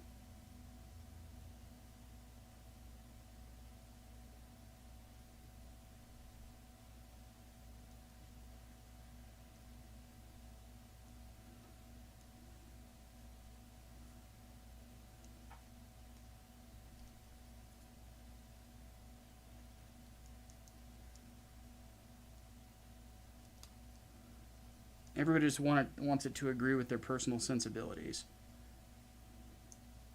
which I am not a fan of.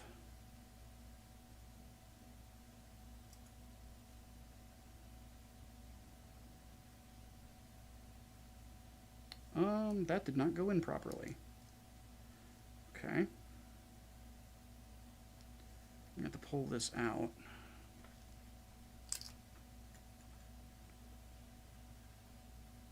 And push it back out.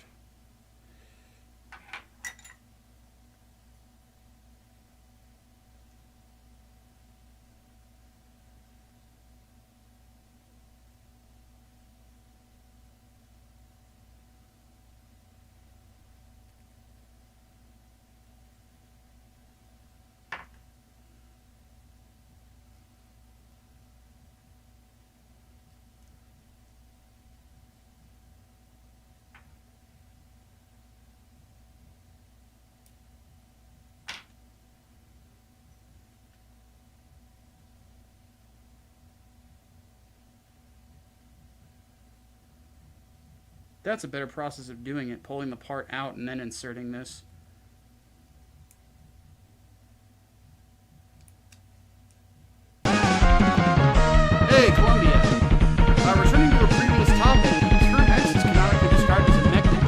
nowhere and landed on the moon. Popular theory it's from Judas Colony descendants in Andromeda. That's really interesting. I want to really get into Turn A at some point. I just don't know when that point is going to be. Anybody done a Master Grade Mark II? I have 2 of them. Actually, technically, I've done 3. Well, not technically, actually. I have done 3 of them. Yeah, I'm going to pull this part out and do this that way. It's a lot easier.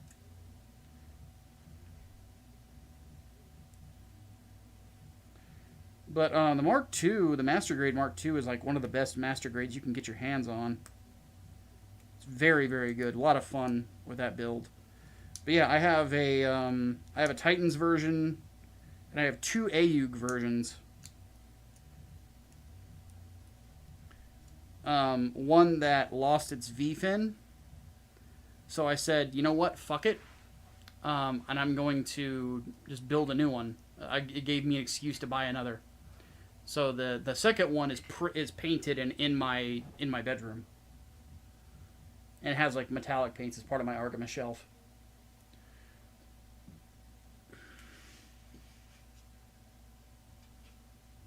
Yo, Brain! Thank you for $10.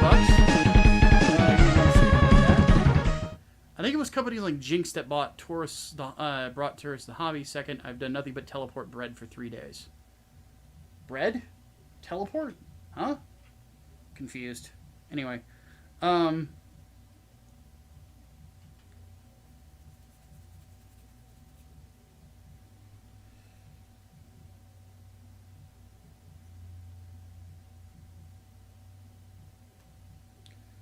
where is this supposed to go?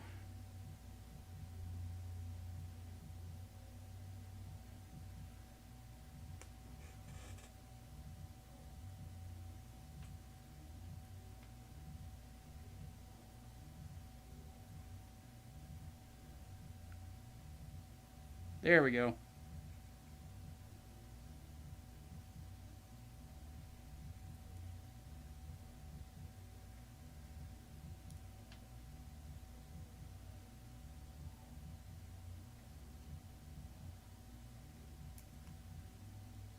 Oh, TF2, okay.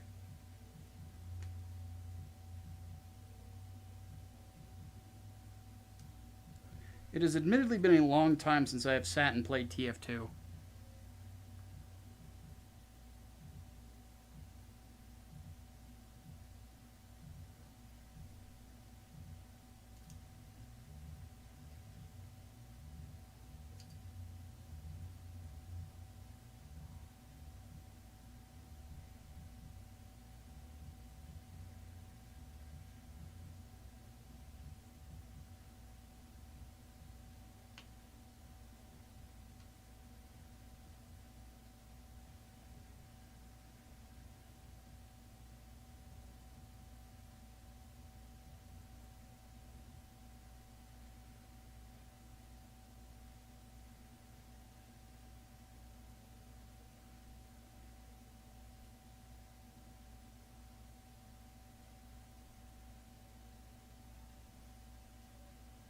Yeah, I need that light back. Any recommendations for how to remove nub marks? See the stuff about using a class file? What do I usually use? Give me 1 second, I will answer that.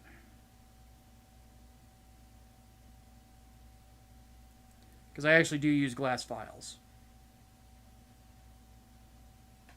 God damn it.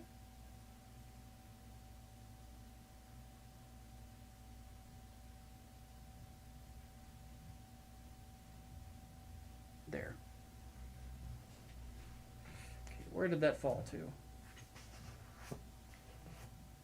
Oh, I see it. Where's my old man hand? There we go.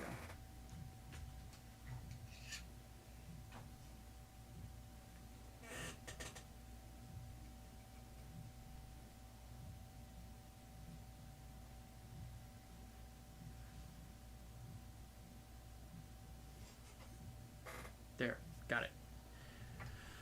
Okay, let me connect this real quick and then we'll talk about removing nub marks.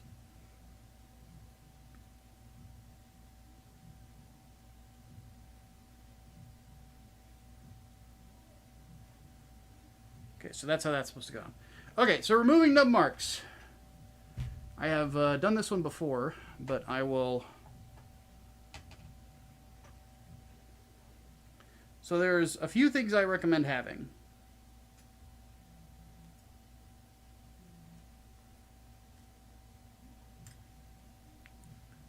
First, pair of these. God hand nippers. These bad boys right here, incredibly sharp, incredibly precise. Second, that you're going to want to have, that can be helpful, especially at an angle, is your hobby knife. Make sure you are using a very sharp blade. If it's getting dull, just replace it. The replacement knives are very cheap for these, but definitely always have a hobby knife. Third, yes, you want to have glass files. These basically erase nub marks. They might leave a little discoloration depending on the plastic, but it's something you can paint over easily or touch up with a Gundam marker. So here we have the two that I recommend from Razer. I don't remember the model names on these, but this is what I have. These are expensive. I will tell you that right now. But you have to think of it like an investment in your gunpla hobby. You know, this is going to cost a lot of money. This is going to cost a lot of money. These right here are $50.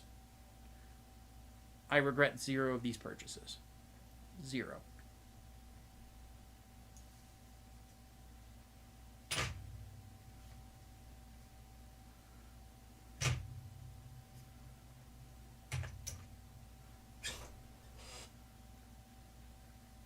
That is how I get rid of nub marks.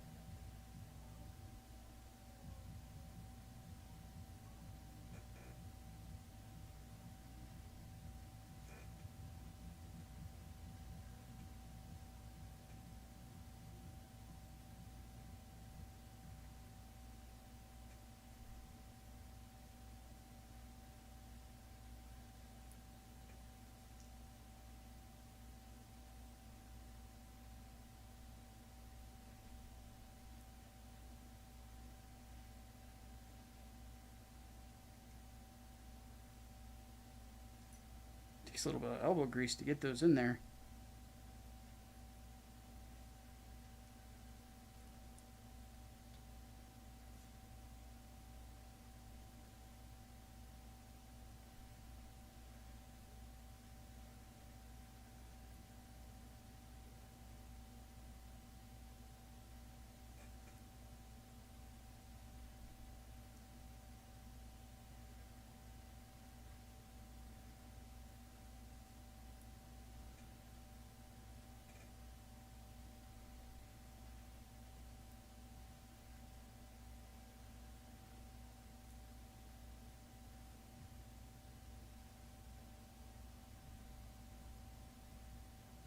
So you guys want to hear something funny?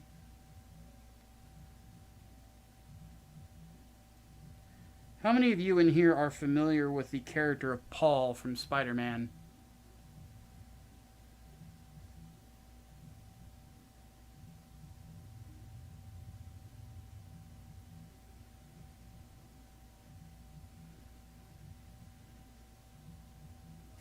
It's not wanting to go on. Hold on a second. The alert didn't go off? Give me 1 second.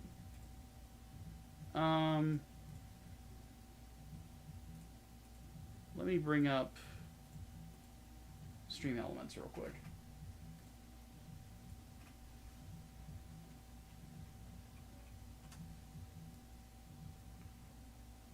Well, I got a little bit of brain rot for you guys. The writer of Paul, is Zeb Wells.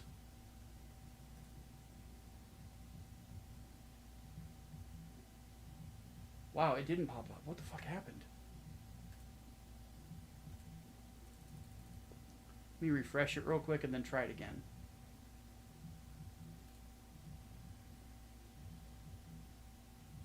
That's really weird. Okay, hold on a second. Something goofed with the URL, I think.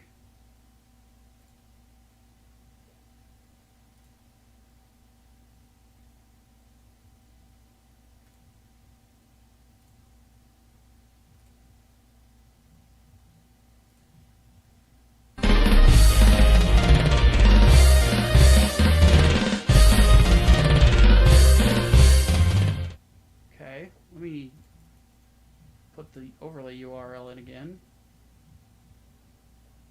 Let's see if that fixed it.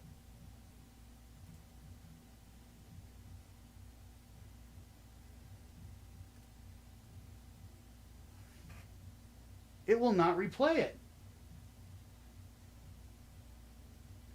Sorry about that, brain. So I'll read it real quick. He says, okay, last of me bitching. But today in Sony news, a PS4 can be jailbroken and only recently patched 20-year-old exploit. It's done by RCE. I got summer of 2010 flashbacks. That's bad. Yeah, it is. But yeah, with look at a picture of Zeb Wells, the guy who created Paul, and then look at Paul. It's the same guy, but with a dye job.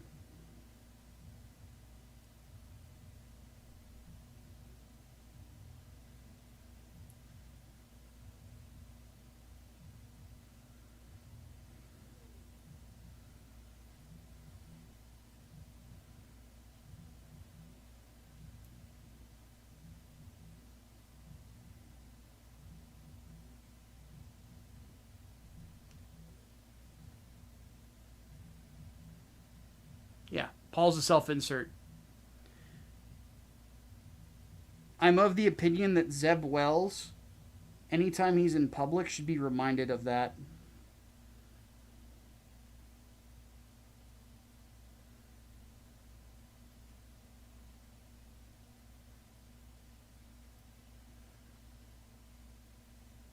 It's like, dude, you put a self-insert of yourself in a Spider-Man comic. You're a fucking loser.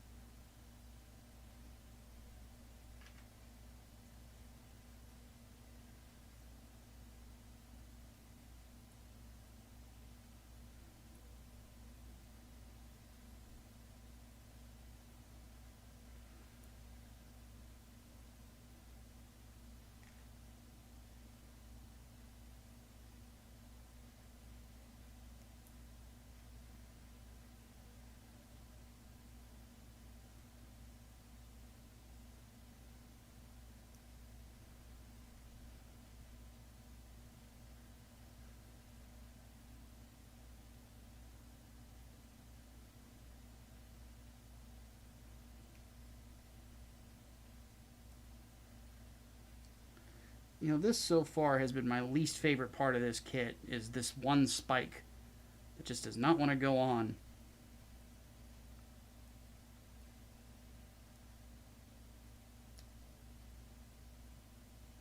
I'm going to pull this off and see if I can...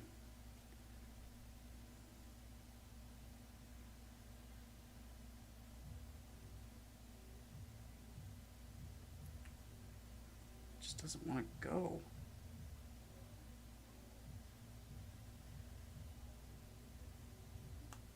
There.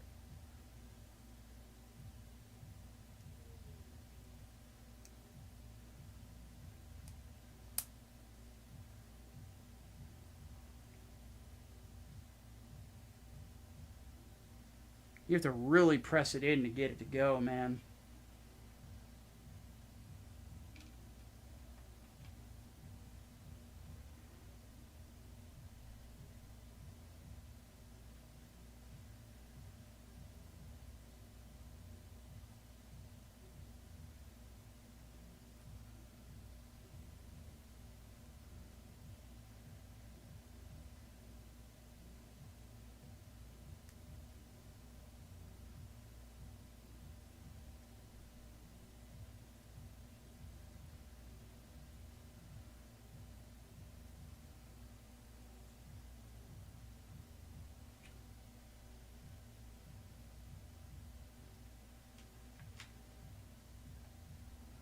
Why do writers do that? It doesn't make for a good story.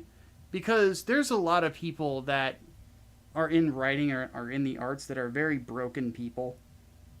That have some really bad personal problems that they've never really properly gotten resolved. And because they use art as like an outlet for them, for their issues, they end up not really thinking about whether or not what they're doing is making a good story.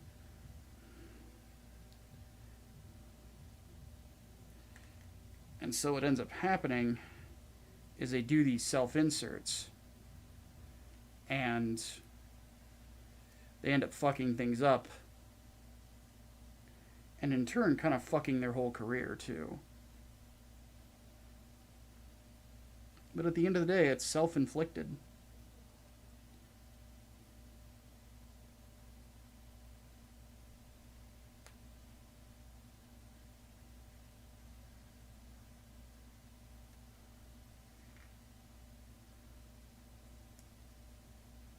You can just as easily choose not to do that.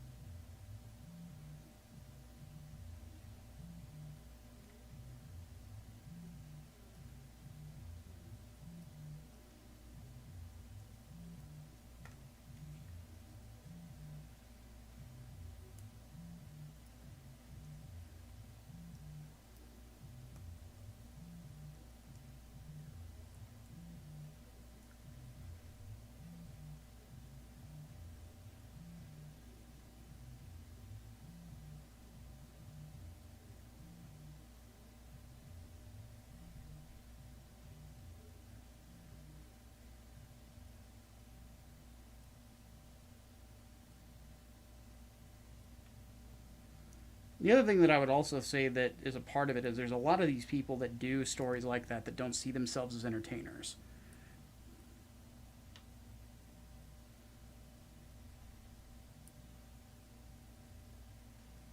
Which is a massive mistake. You are absolutely an entertainer. And all entertainers entertain for audiences.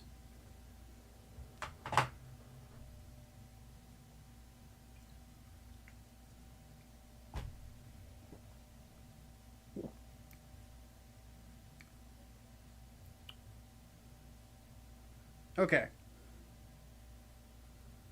Got all our spikes in there. So that's good to go. Now, you grab this connective bit.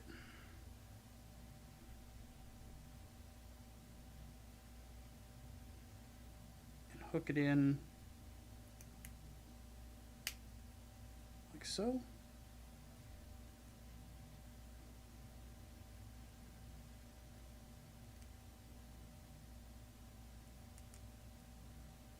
Spikes are going to keep being trouble. I can sense it. Now one of the thrusters fell off.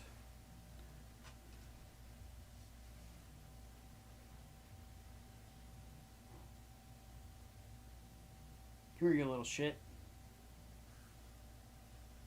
Oh my god.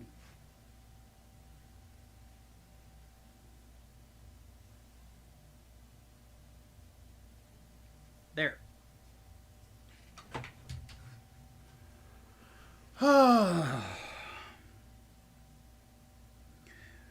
Like, one thing with my own work, I will freely admit there is a self-insert in the sleeveless universe of me.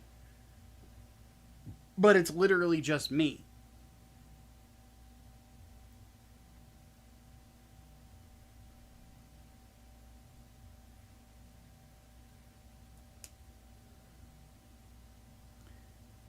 And the idea that I got from it was other people have put me in their comics either as somebody getting blown up or something like that, or they're like, hey, I watched your stuff, so I'm going to put you in my book. So I just came to the conclusion, it's like, why don't I do a thing where I just exist in every universe? There's a different version of me. But none of them are superheroes or anything like that. Like, all of them are just kind of dudes.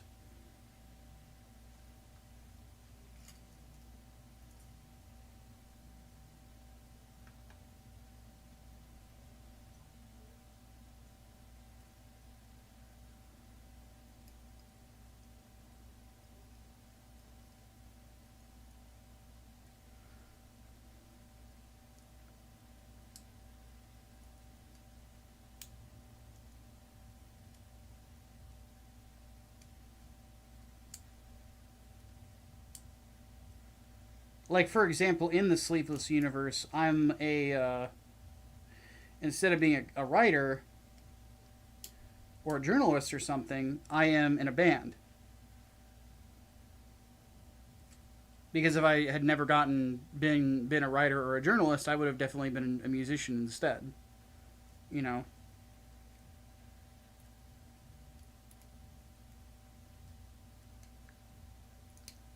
And then in the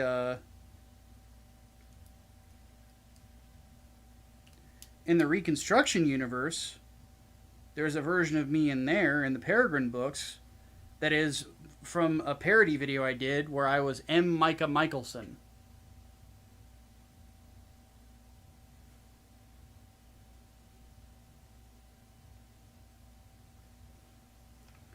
And it's like a Tucker Carlson type figure. That's like very controversial newscaster. Look at those.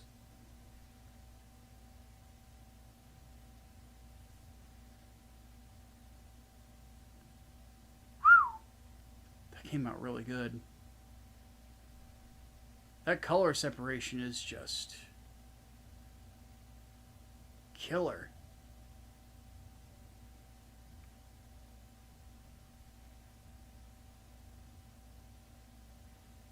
Is Hellraiser a good comic trial? I've never read any of the Hellraiser comics, so I cannot say. Would you like to be in Black Rhapsody? Sure, you can find a place to fit you in. Go for it. I don't care.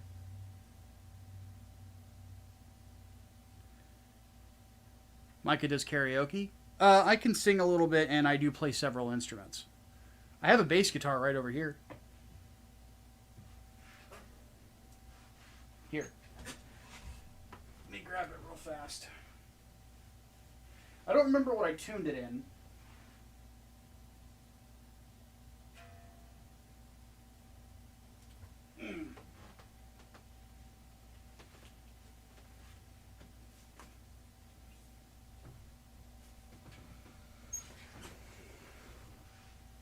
But I do have it.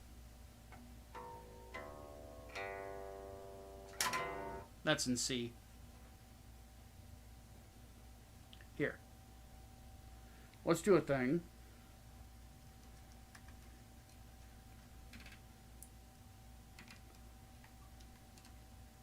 This way you can see what my hand is doing. I'll scoot over a little.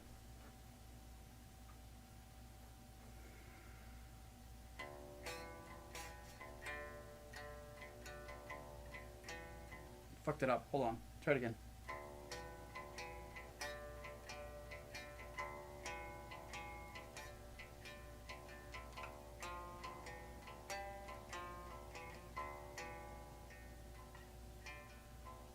Fuck!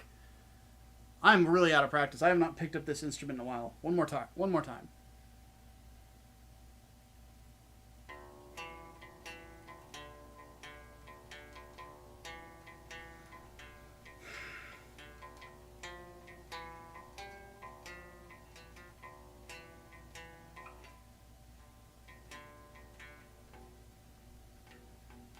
No, that's not in C. That's in standard shit. I was fucking that up.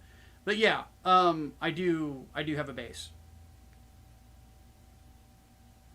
Is this it?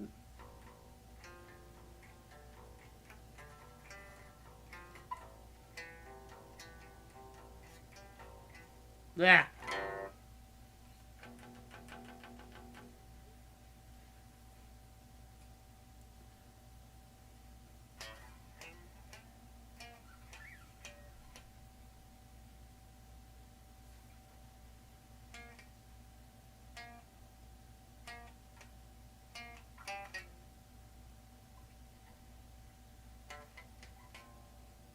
Something like that. But yeah. Play Freebird. I do not know Freebird. But yes. I do own a bass guitar. And the version of me in the Sleeveless Universe does the Tom Araya thing. Lead singer and bassist. And there's actually going to be a scene in one of the comics where I am, and the band, the fictitious band that I'm in, we're playing Angel of Death.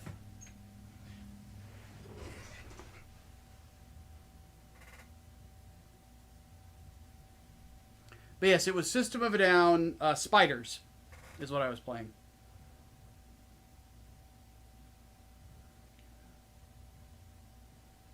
All her life through my head. Ugh.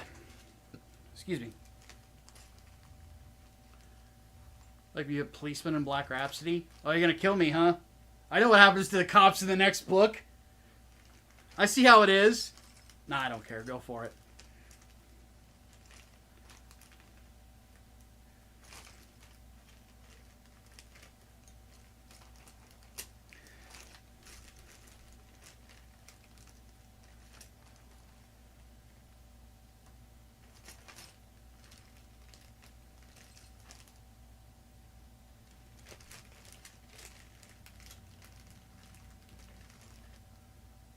I can play aerials though. I would need to tune the bass properly, because it's tuned in standard, so it's a little too high. Because with aerials, you're hitting some low notes on that. Okay, so there's all the inner frame of the arms. So let's go ahead and I have not assembled these yet.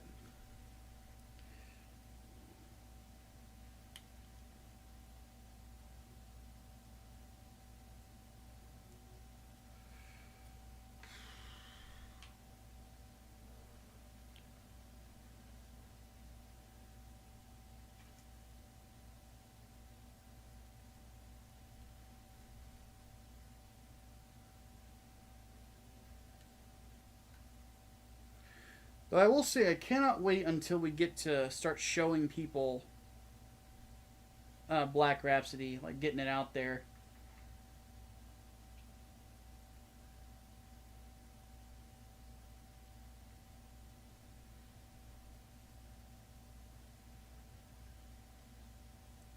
I think people are going to like the fact that there's a new team on it.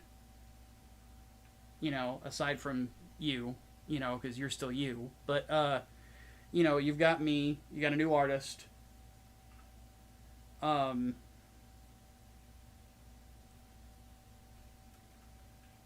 of course you can use that in your branding. You know, it's like art by such and such, worked on The Unstoppable Wasp. Edited by Micah Curtis, writer of 3 Nights, 4 Days in Inglewood, you know? Like little things like that can help in your marketing. Because then it really looks like you've got a team full of experienced people around you, and people like that. It means there's security in it.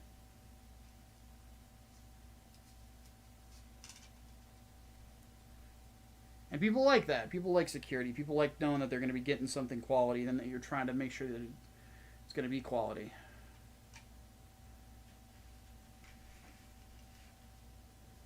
And as people are noticing, having me as an editor means that there's a lot of work that gets done into making sure that the quality of something is very high.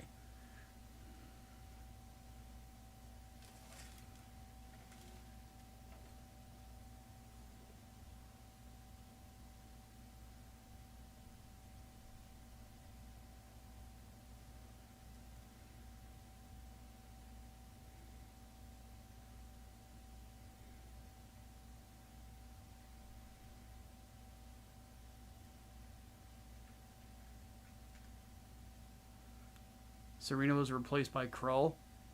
Do you mean a Skrull? Or like Cole the Conqueror? If it's a Skrull, then we're going to start calling her Skrullrina. I'm kidding.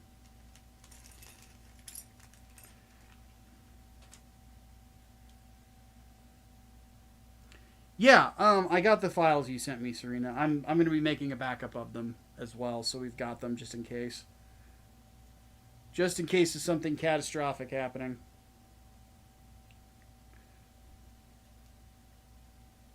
At some point in the next month or two, I'm going to be investing in a external hard drive for all of the sleeveless files for like everybody's art and stuff like that. So that way we've got backups.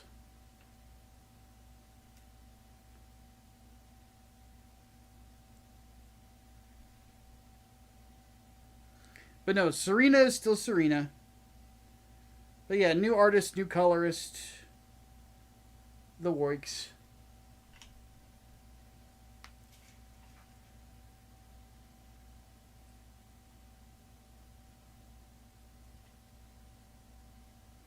New editor. New editor who is way better than the old editor. I'm very, very confident to say that in public. Over and over again.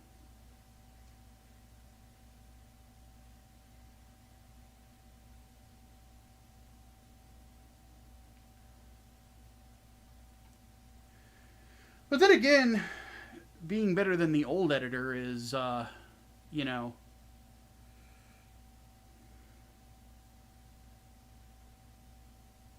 not that much of a flex.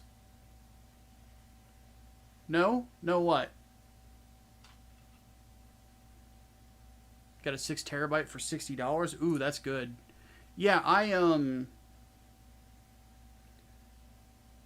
the only reason I didn't get one this month is because I had to buy a new vacuum cleaner. My current one shit the bed, so I got a new Dirt Devil. It's one of the small ones. It's an interesting one because it's like the old handheld Dirt Devils, but it's got like expansion parts on it to be like a full-size vacuum. Or full-length vacuum. So. I also, look, there you go, Serena. Tyler just got the book in.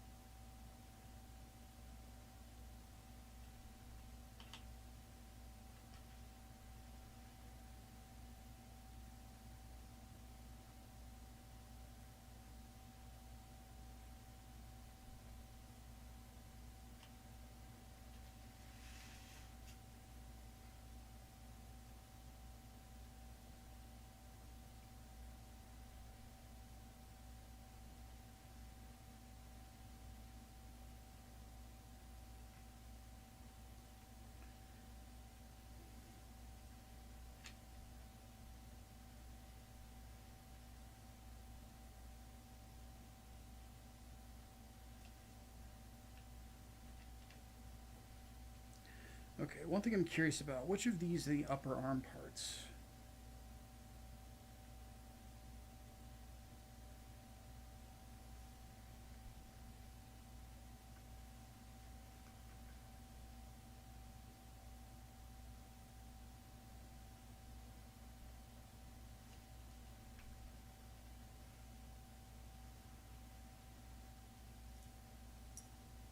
I want to say it's these. But let me double check.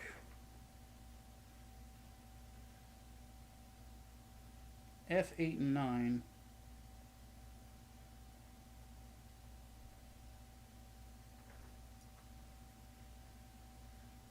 So those are the hands.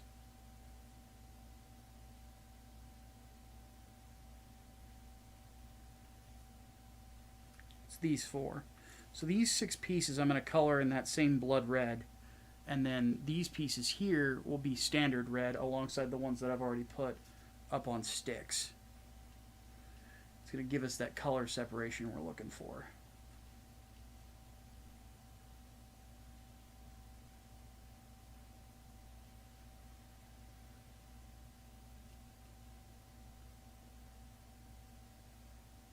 Oh, it's towards being a Skrull Arena. Fair enough.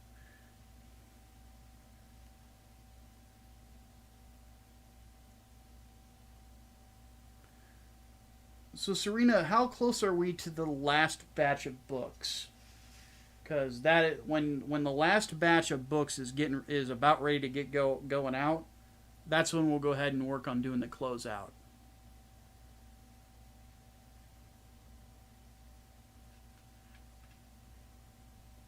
And we'll do it on this channel.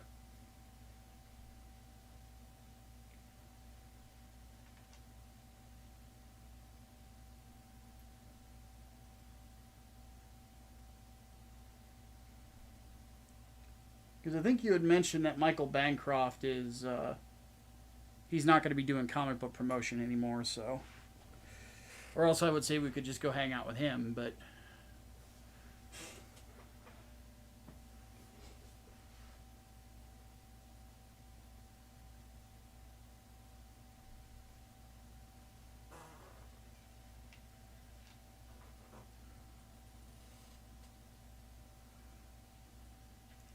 Granted, if he is quitting out on that, I can kind of understand why. There's a lot of distrust with the independent comic book sphere. And, to be honest, I can't say it's not earned.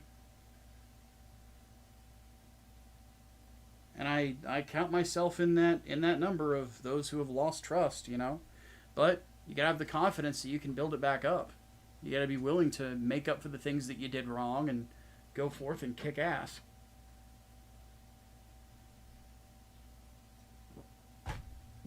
There's just way too many people that aren't willing to do that.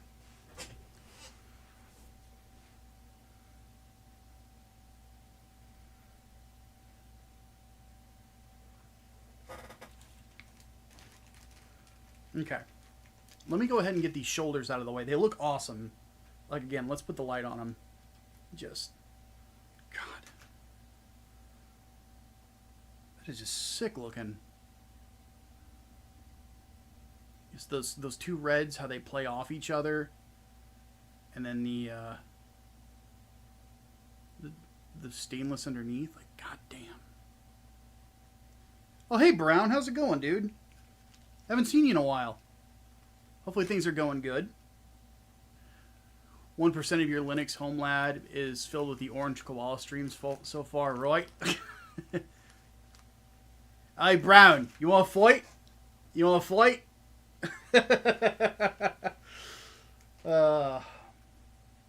You know, despite all the things that I have said about Liam Gray in the past, I do legitimately want him to get his life in order. I don't know if it'll happen, but, you know, I hope he does. I heard the EVS, or what I saw rather, that EVS gave him a bit of a gift by helping him get Dino King kind of within spitting distance of how much money Xenotype brought in. So I hope he uses that and gets his life back in order. Like, I mean that truly. I don't hate the guy. Not happy with how things went between me and him. I'm definitely not happy with all the things that he did to people. But at the same time, you know, I do believe in redemption. And I would like for him to get his life back in order. You know, get his head straight. He's got an opportunity now. I pray he uses it. You know.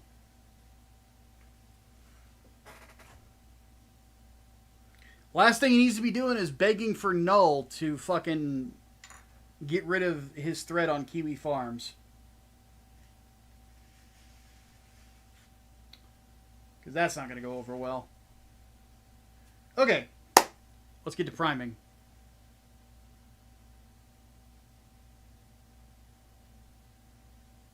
He's broke again. Oh, God damn it. Man. You know, Brown, that goes into what we were talking about before you came in, is people losing trust in the independents. It's like when you hear stuff like that, like, dude,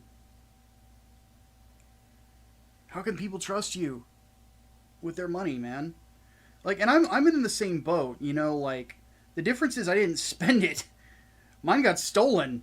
But even so, the fact that a situation caused for it to be stolen, like, people aren't going to trust that. People are going to get pissed, and they have good reason for it. And that's why I'm, fulfilling Inglewood out of pocket. All right, have a good night, Leo. And I love the opinion that that's the attitude you have to get that trust back, is the, I'm going to do this hell or high water. I'm going to make sure you get your book because you bought it. It's a pre-order. You deserve it. You deserve to be treated and your money respected. I think if people can start doing that, people will, start to come back around. Who is Null? Joshua Moon. He owns and runs Kiwi Farms.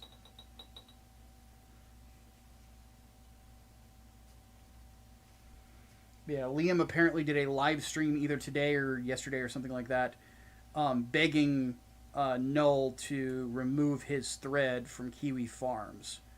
Which, the thing about Liam's thread on there, I've read it, never commented on it. I've only commented on the Comicsgate thread. But, it was started by people that were pissed off at him. And some of them had a very good reason to be pissed off at him. And admittedly, though, in comparison to some other threads out there, it's really tame, Like, compare it to, like, the Ricada thread, or, the Juju the Cow thread, or what have you. It's like, it's really tame in comparison. But at the end of the day, if you don't want to be a lol cow, the best thing you can do is just get your head straight. Straighten yourself up. Don't act like one. Be good, be righteous, do right by your customers. Make sure you're not being a fucking psycho. It's not difficult.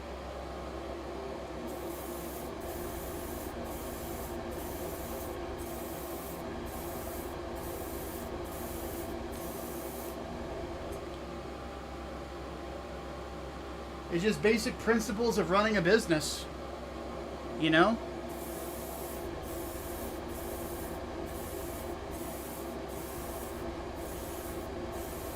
Because one thing I will say right now, $30,000 is more than enough to get a comic book printed and shipped, and have some profit left over. I was going over the numbers with Lolly a couple of nights ago about his upcoming book that we're publishing, and I flat out showed him, it's like, if you cross the 15K line, you're going to make a pretty decent profit off of this. And the only reason that if you aren't making a profit off of it at that point is because you're not spending your money wisely. And that's on you. But then again, that's kind of why Grindstone exists. Is because, like, between all of us that work there, we've made the mistakes, and we've also had the successes to make campaigns successful on crowdfunding and otherwise. We know how to do it,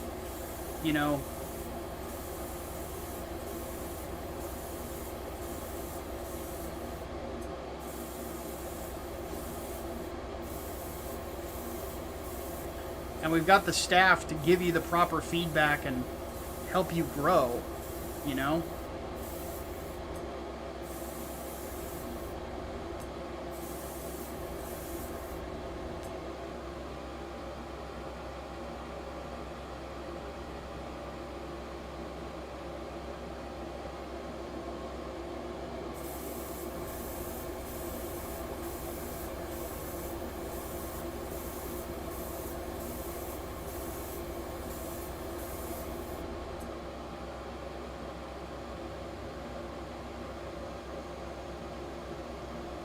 Oh, that's fucked up, Brown. I've heard a little bit about that. Lidl told me some stuff. And I was like, Jesus Christ, man.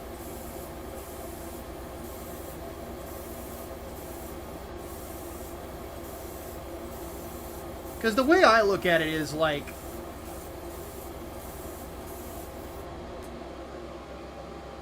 I had to deal with Testify too, right?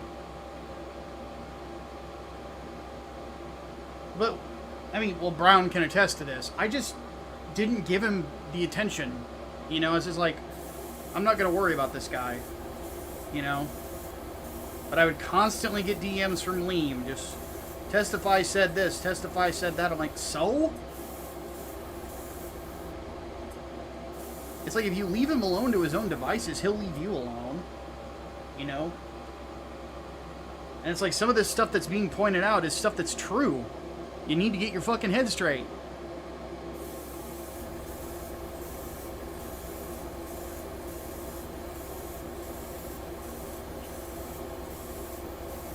Because Liam with his head straight can get stuff done, but he just will not straighten up.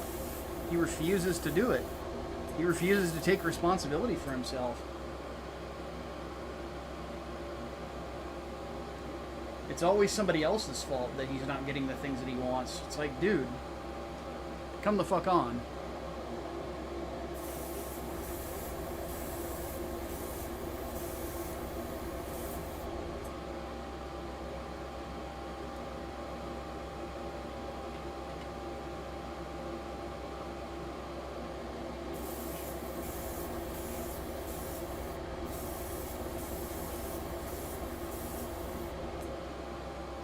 Okay, a couple more pieces. No, 4 more pieces to prime. Then we can move on.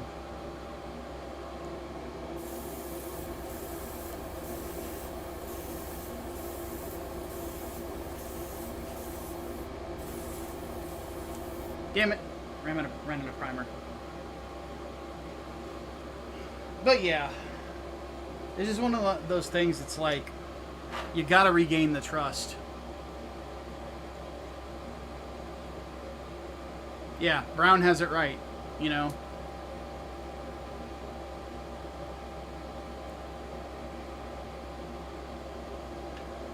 And that's with a lot of people that want to fuck with you online. You know, it's like the best thing you can do is just not give them attention and just focus on you and be the best you that you can be. You know? It's something I learned from just the years of being on the internet.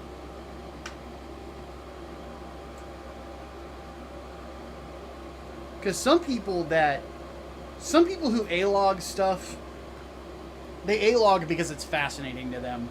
And I get it. There's other people that A-log stuff because they legitimately want to just fuck with people. And at the end of the day, if you don't really do anything worth A-logging, they're not going to do it. And then there's the people who, like, practice life ruination.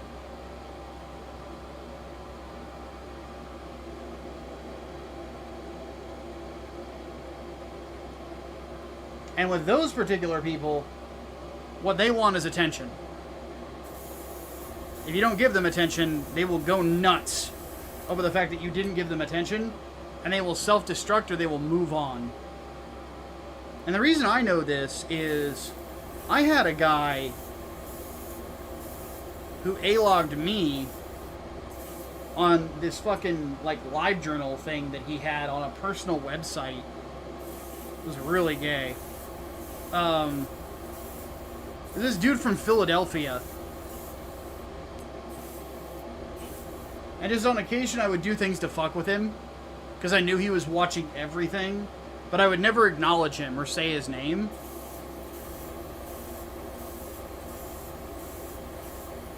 I just knew that if I said things, certain things, he would fucking lose his mind. Because he was a dude from the West Coast that moved to Philadelphia and was just like a total asshole. Which, I mean, kind of typical Philly behavior, I guess. But, because I knew that he idolized living in Philadelphia, that was his only, like, how do I put this?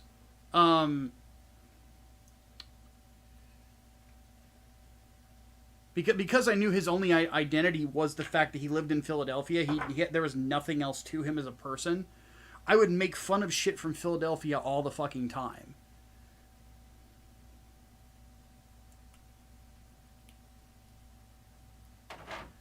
And it would drive him nuts. And I would I had somebody that would like look at his blog for me every once in a while, a friend of mine, and one time he texted me as like this whole fucking really weird fucking rant, trying to defend Philadelphia. Quite literally, when they won the Super Bowl, and there were people from Philadelphia literally eating manure. I was like, this is Philadelphia for you. You boo Santa Claus and eat shit. And I would say stuff like that. I would say stuff like, the only good thing ever to come out of Philadelphia was the cheesesteak. And even then, it probably wasn't invented there. You know, stuff like that. And he would just lose his fucking mind, and he would lose his fucking mind. I would never say his name. And now I don't even remember it. But you want to know, but the funny thing about it is the reason he did it is because I put my foot down on him being a cunt in the comments of Blistered Thumbs. Because I was expected to Janny the fucking place, because that's what Joe needed me to do. Part of what he needed me to do, anyway. But the funny thing is that just because you couldn't post in the comments didn't mean that you couldn't comment in the message boards we had. So he could have just gone in there and said, hey, why'd you do this? And I would have said why. And either you know, I would unban you or I would tell you to fuck off. You know? It's like, Jesus Christ, dude. Don't be such a spurg. But if there's one thing I have learned, you cannot stop some people from spurging. They just don't know how to not do it.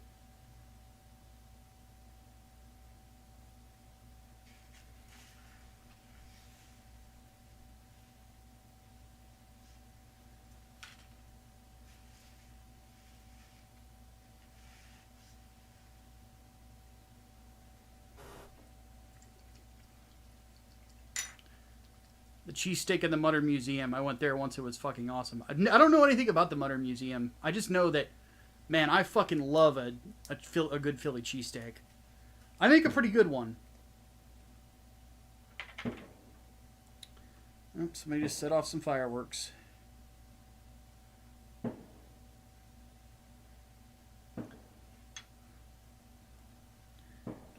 I wish my oven was working properly. I'd love to make a good Philly cheesesteak, but I like to make my own bread for those, and with my oven being fucked, like, I can't right now. Because what happened is like, it's an old electric oven, and for those of you who have never had an electric oven, basically it has a heating coil on the top, that's your broiler, and then it has a heating coil on the bottom as well to bring heat from both sides down.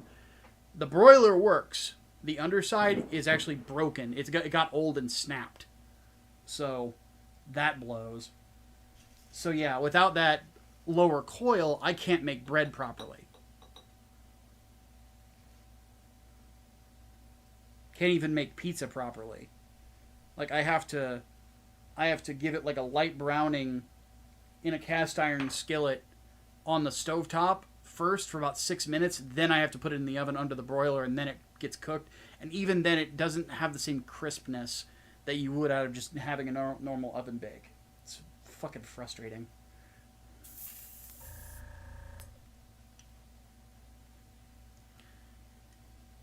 Once I clean my apartment, I'm going to be yelling at my landlord. It's like, you need to fix some shit in here.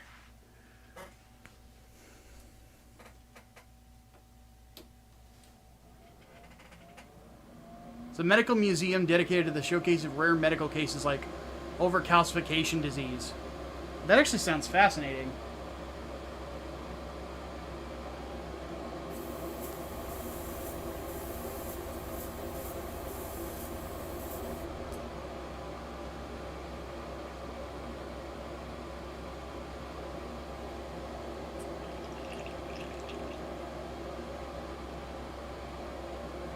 One of these days, man, I swear, when I get a house with a proper kitchen in it, I will probably do cooking streams. I'd love to show off how I make a Philly cheesesteak.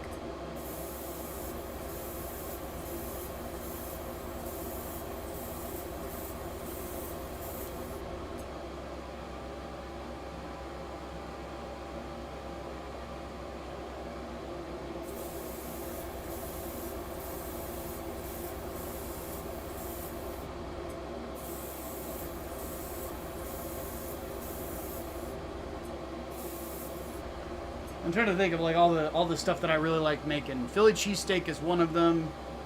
As if my gut wasn't like testament to this. I make a mean from scratch pizza, which my pizza actually the only the sauce uses no sugar, so it's actually good if you're on a diet, and it's very flavorful. Because then you can just put it over something like a cauliflower crust, and it's a much, you're still getting a very flavorful pizza. But yeah, I usually make 3 cheese, sausage, and pepperoni pizza whenever I make it. And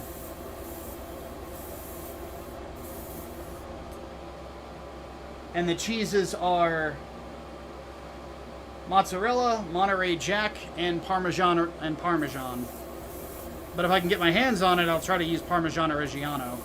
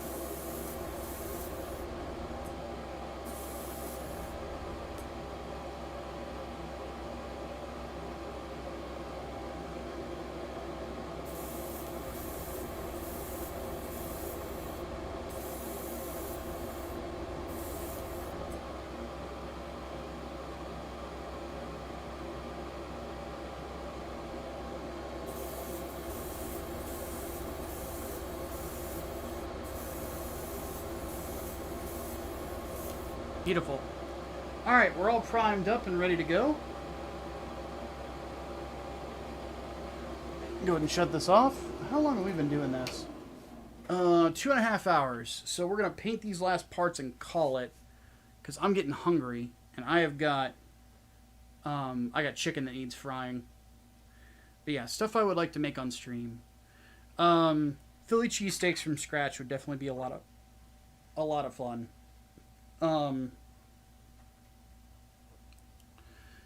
Fried rice would be a lot of fun to do on stream, because that one would be really easy to do. What else?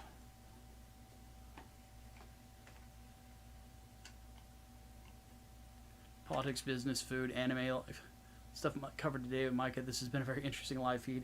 Yeah, you get me yapping, and I will yap about everything. Just one stream of consciousness, baby. But anyway, back on the food. Fried rice is a really fun one to do, really easy. It's one that everybody thinks that they can't do, but then you learn how to do it, and you're like, wow, this is fucking cake. And I would even do it with, like, mostly fresh ingredients. But I can make fried rice better than the restaurant. Burgers with homemade buns would be a lot of fun.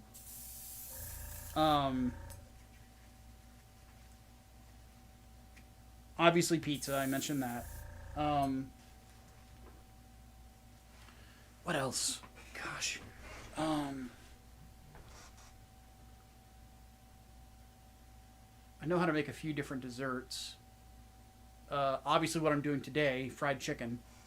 Fried chicken is one of my specialties. Buttermilk fried chicken, specifically. I always prefer to do it that way. And by extension, I can also make chicken parmesan. I make some mean chicken wings. And I also have a recipe for my own hot sauce that I need to put together. That is both very spicy, but also very flavorful. It is based on the hentai hot sauce that I had ages ago, and I've kind of come up with how I want to do it. I still want to integrate stuff like Reaper, Ghost Pepper, stuff like that into it, But of course, you know, have a little bit of that apple that's in there. A little bit of apple, a little bit of tomato. What else?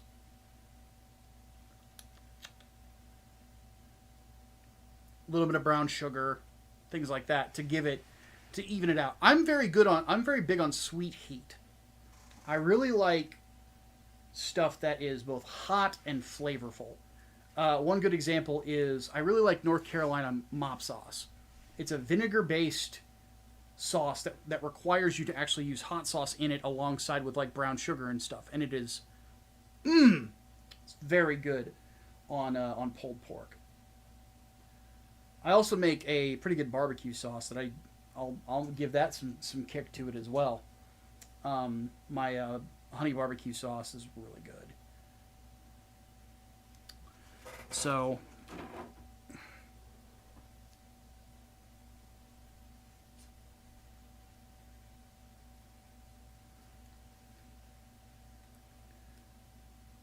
what else is stuff that I like to make?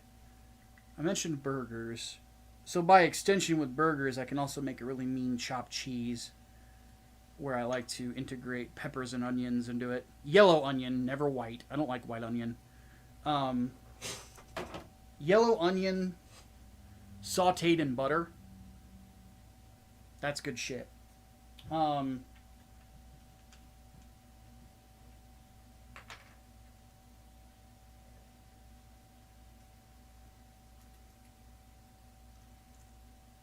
But yeah, I like using peppers. My Mexican food's pretty good too. I make some pretty mean tacos.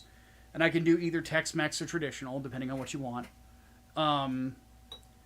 By extension, I can also make a mean burrito. My burritos, the current recipe, is of course your ground beef. You coat the bottom with refried beans, kind of like what they do at Taco Bell. So it's a very Tex-Mex sort of thing. You have your peppers and your onions, both red and green bell pepper, sauteed, softened properly. And then 3 different types of cheeses, including queso blanco,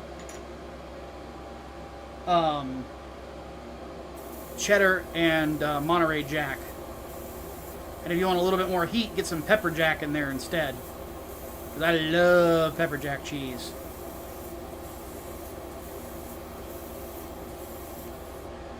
What else is there? Oh, the sandwich. That's probably my favorite sandwich that I make. Which is like, not very... it is basically a turkey sub. But with just meat and cheese. On a big ass French bread roll. And it's really spicy turkey and very spicy cheese. And the great thing about the turkey is that the schmear on it is ranch dressing.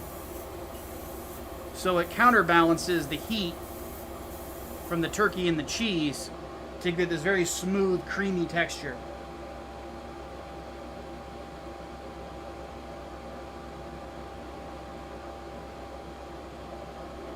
And then another sandwich I like to make, of course, is chicken bacon ranch with tomatoes and lettuce.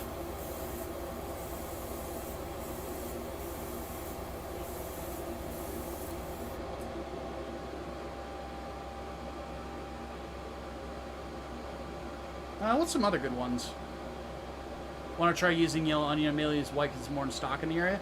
Really? Because yeah, out here in the Midwest we get yellow onion. Like, it's stupid cheap. A yellow onion in Illinois is like 85 cents. For us, white onion is the more expensive.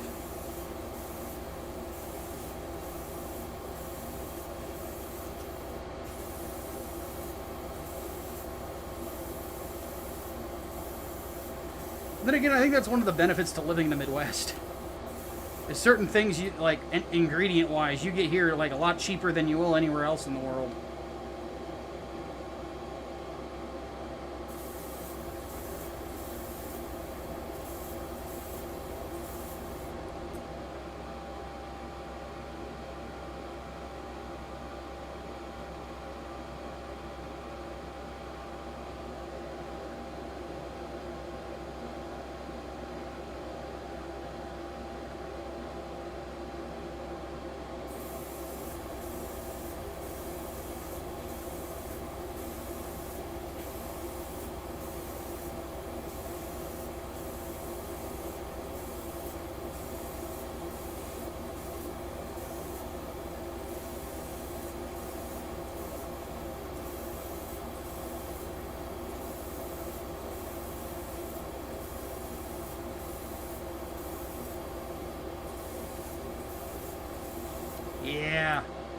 That's how you want that inner frame to look, baby. Ooh, rhubarb pie is a good one. My grandma has a recipe for strawberry pie I need to get from her.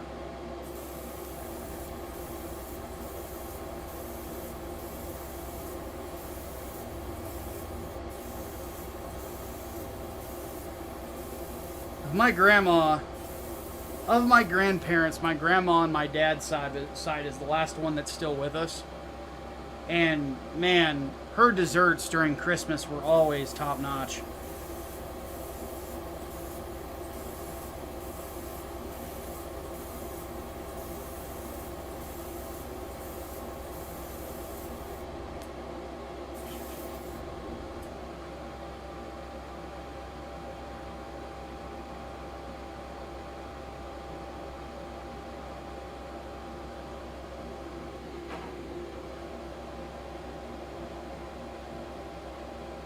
Remember, New York, everything is expensive. Yeah, that is true. I think part of it is because you guys don't have, like, proper big-ass grocery stores like we do everywhere else in the country. New York is just so goddamn compact that you have just bodegas.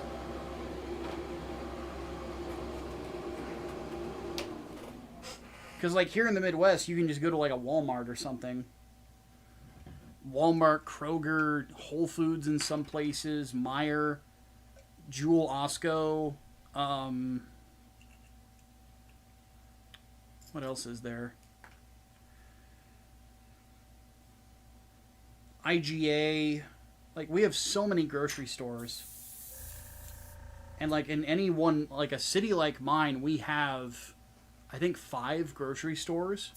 And my city only has 100,000 people in it.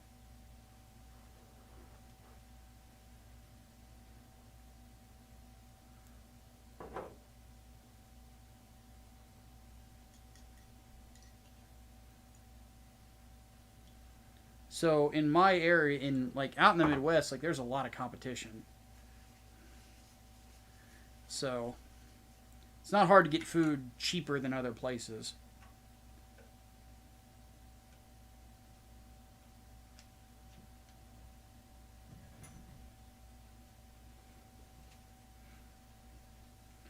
Okay, the next parts need to be done in gold.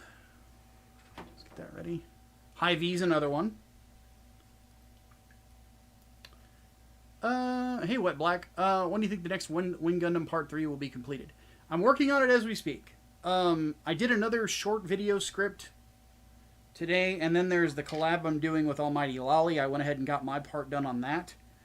So I'm going to be working on Wing a little bit more. I got it started. I just need to finish it. It's going to be a lengthy one, because it's like... It's from right after Wing Zero is discovered all the way up to the fall of the Sand Kingdom. And then the last part will be the Eve Wars and the Endless Waltz.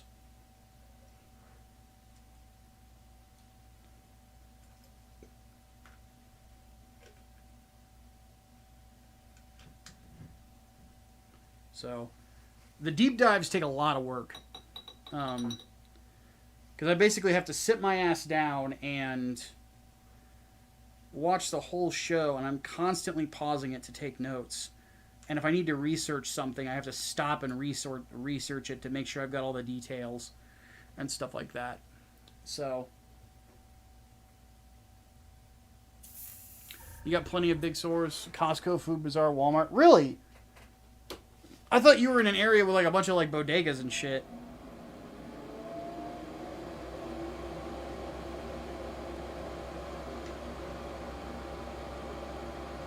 All right, here we go.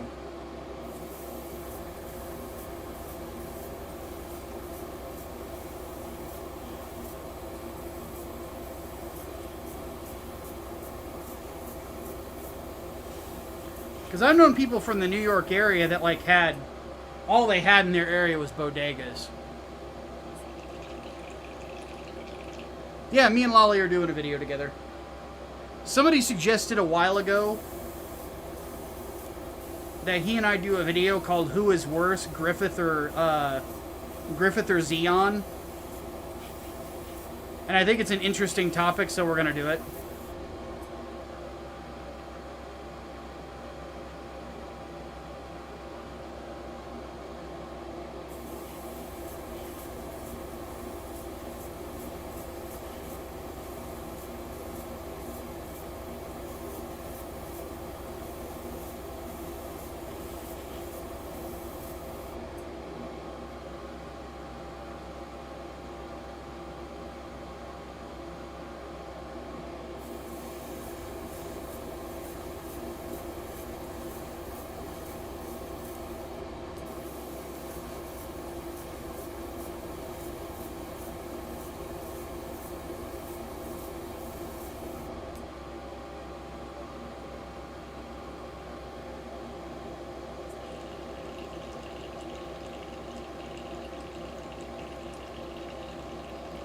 the ending of the series in Endless Waltz is a bit too optimistic.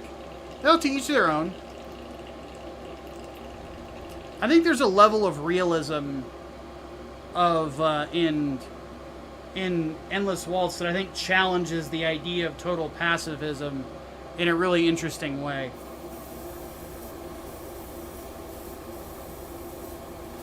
And I'm really looking forward to going over that when we get to it.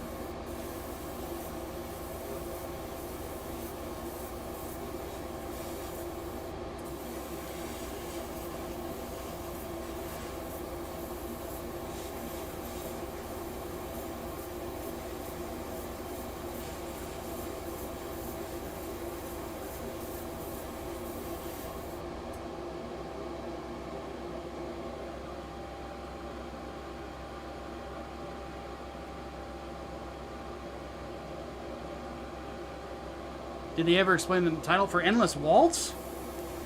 Yeah, it's actually explained by Marimea Kushranada. The Endless Waltz of Peace, War, and Revolution.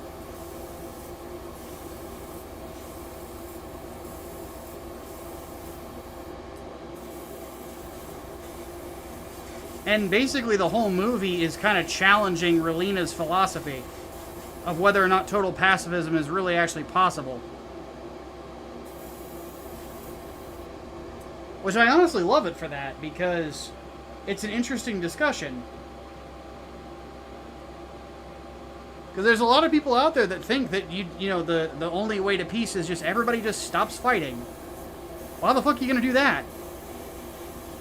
When throughout history we've seen that people just do not allow it to happen. You know?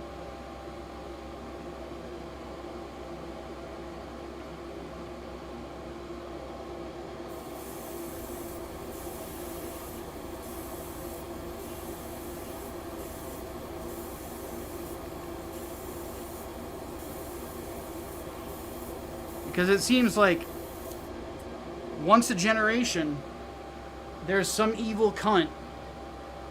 Now I'm demonetized. There's some evil asshole that wants to come along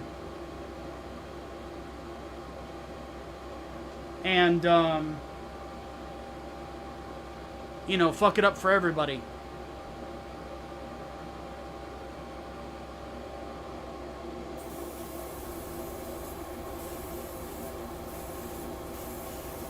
And what do you do when he shows up?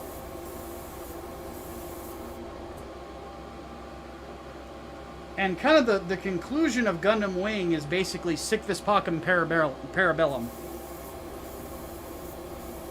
If you want peace, prepare for war.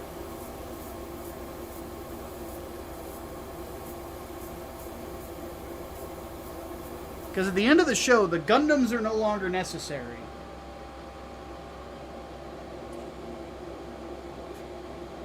But the preventers still exist. So there are people out there that, you know, are meant to enforce law and to keep the peace.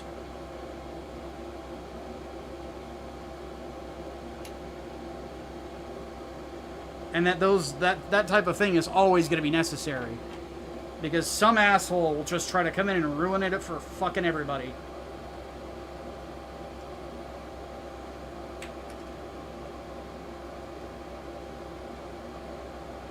In a lot of ways, it kind of flies in the face of a show like Seed. Because Seed's philosophy can just be summed up as fighting is bad because ow. Like, it hurts. Well, no shit, dummy. It's a fight.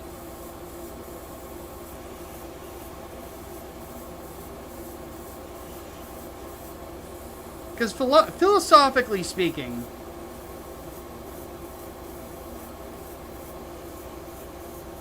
Gundam Seed is an idiot's view of war.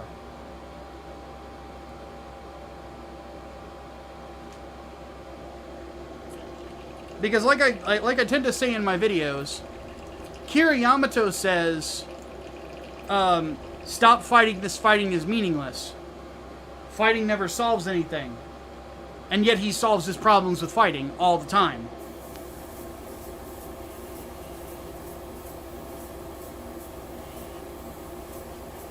It's like, clearly it solves something, dummy.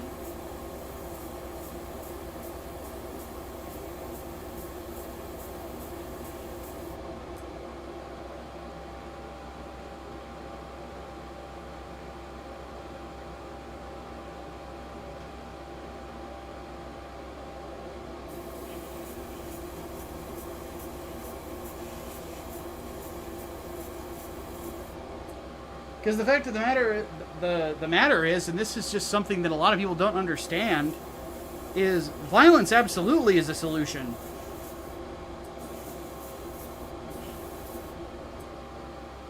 If your objective is, I need this guy dead, violence will solve your problem. You will end up killing him.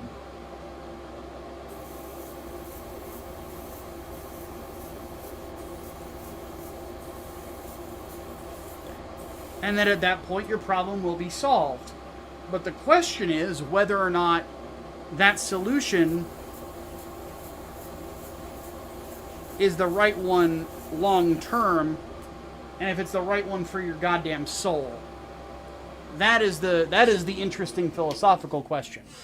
It's a question that Gundam Seed never seeks to answer or even expand upon. They just say violence bad. Well, why? You're using violence constantly. What's the first thing Kira does when he gets the freedom? He comes down to Earth and he uses violence. It solves his problem. With extreme prejudice, I might add.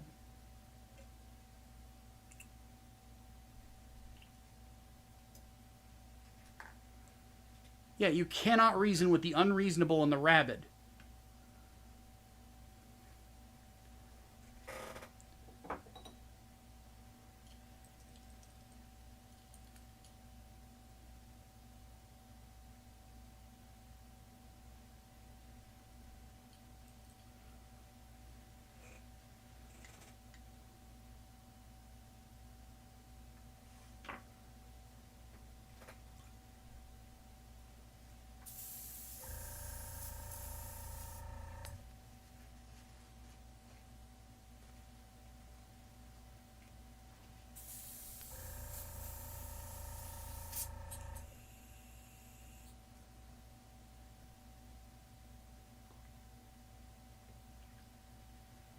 I'll let that sit in a cleaning solution for a second. But yeah, it's one of those things where, like,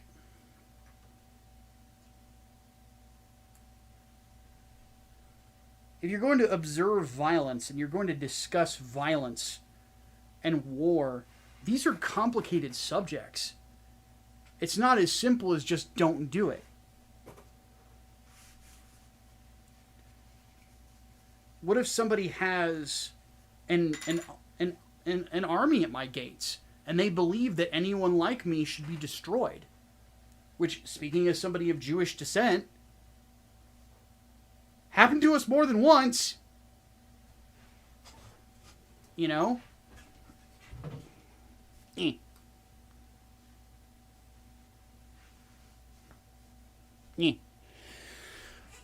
Sorry. But, have a good night, Ginger. But, like, if you're going to observe it and you're going to discuss it, like, you have to do it with a level of honesty intellectually. You know, it's one thing why, like, I really get kind of pissed off when people denigrate, like, Hideo Kojima and his work. It's like, dude, he understands this subject a lot better than most people realize he does. Because a lot of what he talks about is the fact that, you know, the changing of the times and what makes someone what they are, the things that a soldier has to go through. And if we're creating a world that a soldier can even live in after they come home, like, there's a lot of thoughts about that are a lot deeper than people give the man credit for. Oddly enough, Gundam Wing actually goes over some of that in Endless Waltz, because that's what Wu Fei is struggling with after the Eve Wars, is he doesn't know what to do with himself.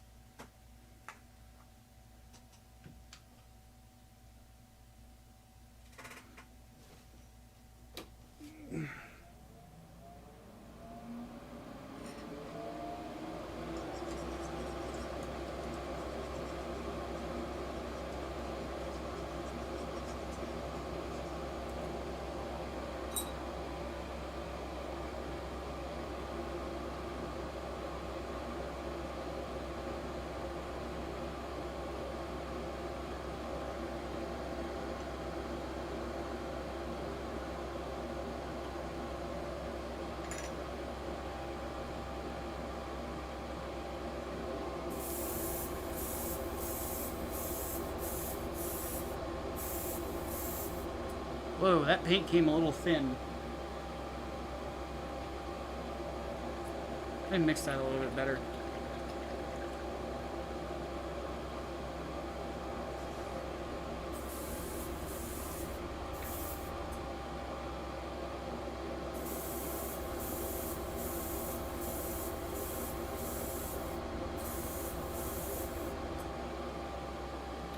Have to do a few coats of that.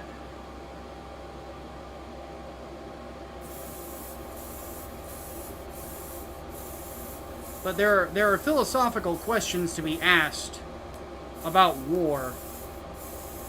And I feel like Gundam Seed just dumbs it down to a point where it's honestly like almost nonsensical.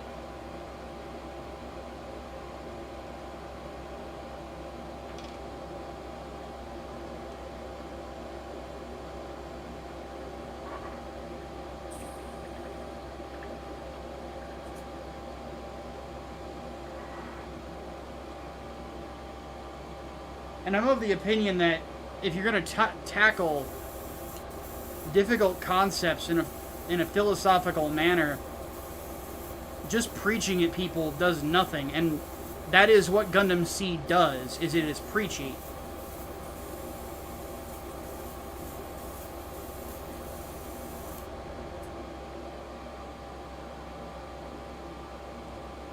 And Seed Freedom insults your intelligence like right out of the gate, because now Kira has his own organization that goes around and solves problems by fighting.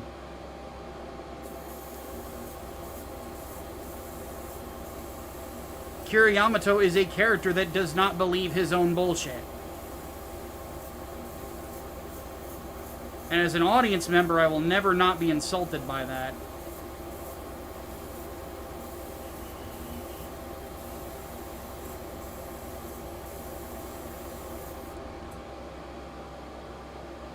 Not to mention, for somebody so okay with not so big on not killing people, he's perfectly fine if you're his friend and you kill people. Because one thing you will notice, in Seed Freedom especially, Athrun kills people constantly. Shin kills people constantly. Everybody on his team but him kills people. He's not lecturing them about it. He's not telling them to stop going for lethal attacks.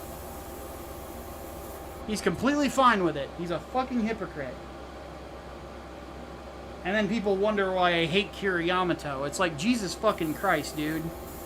Like, do you even watch the fucking series?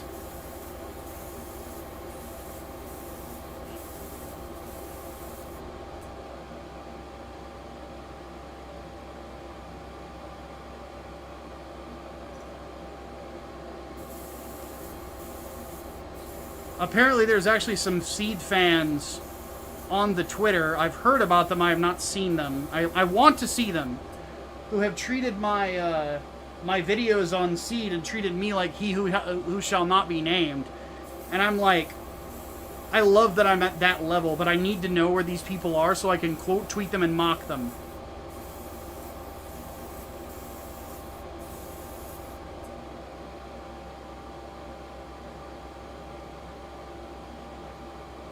But Kigali is crying! Yeah.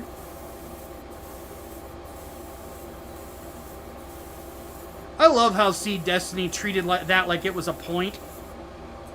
Like that, like that's something I should care about. Like, oh, Kigali is crying, huh? The same Kigali that hasn't done fucking shit this entire show?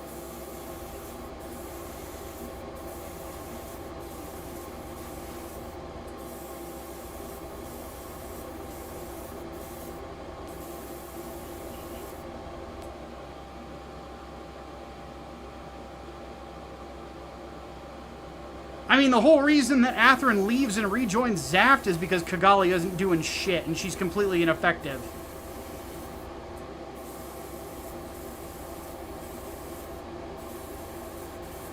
I remember seeing a meme on the Gundam subreddit making fun of Kigali that literally said, Athrun literally nutted in me and then went and rejoined Zaft.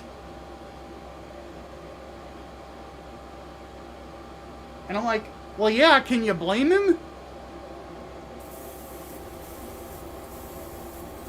They were the only faction that seemed to realize that there was a problem.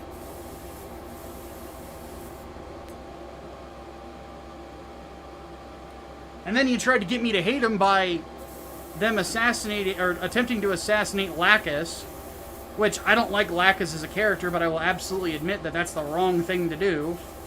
But,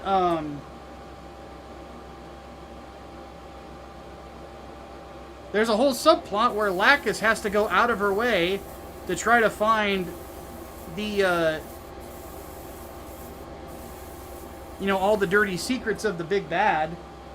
And it's like, but she's doing nothing to help with Blue Cosmos, which are the bigger threat at the time. And the Destiny plan literally comes out of nowhere. Lacus just happens to find the one journal that goes over the details. It's so fucking contrived. And people still try to tell me it's a good show. It's like, go fuck yourself. Like, you are not a serious human being.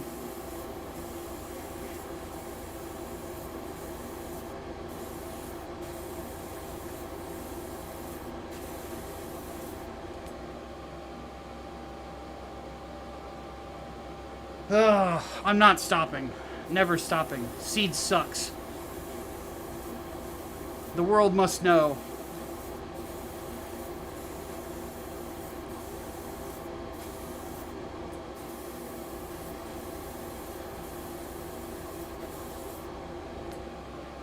I am gonna laugh if I find out if... So, have I given the update on where the copyright strike is at?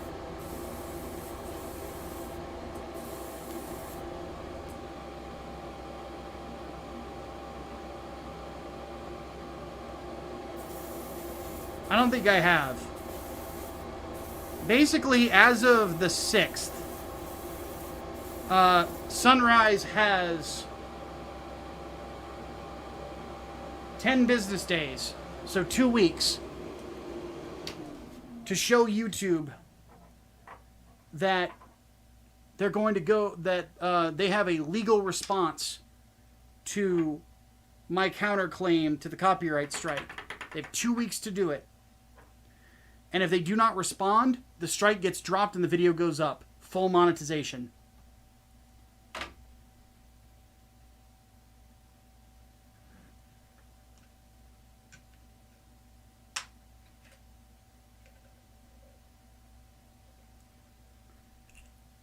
And given that they didn't respond to my email, I have a feeling they're not going to respond to that either. And then that video is going to go up. And what that tells me is that they struck it to keep a good, a negative review of that film off of YouTube.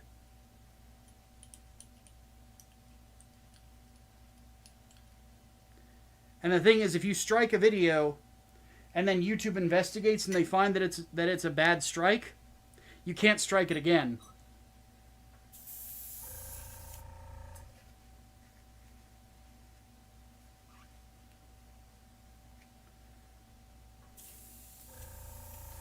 So if they don't defend it, and they don't continue the legal process,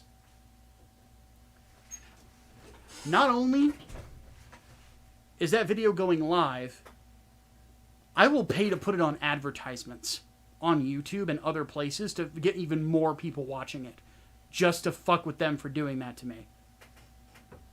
Because if there is one thing that is truthful about me is if you fuck with my business, I will fuck with you. That some people have seen, it's very true. You can insult me all day. You have that right, you know. Everybody has the right to respond to other people. It's part of freedom of speech. You have every right to do that. What you don't have a right to is to use the legal process to try to shut me up.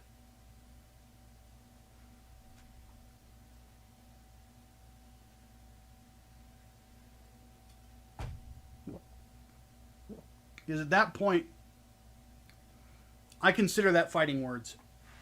It's like, all right, we're going to fight. You better own up to it.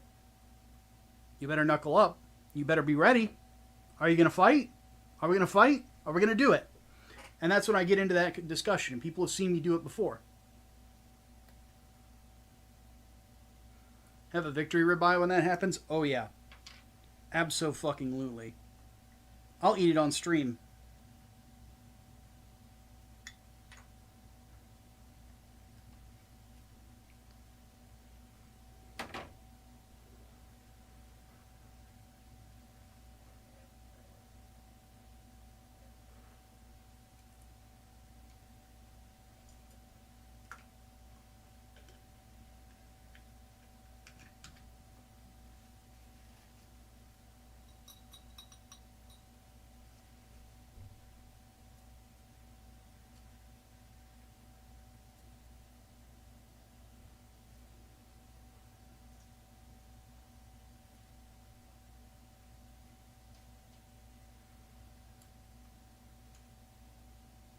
But yeah, that's my whole thing, man.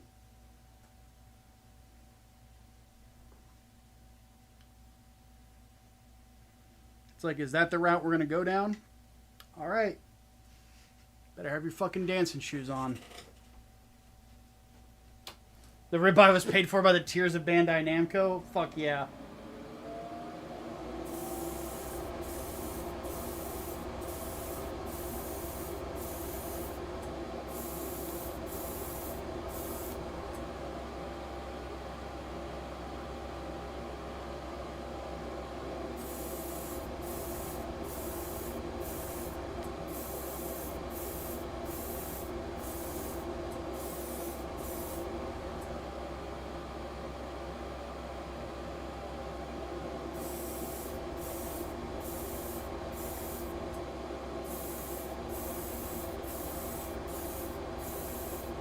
Yeah, ribeye with some mashed potatoes and gravy and some green beans.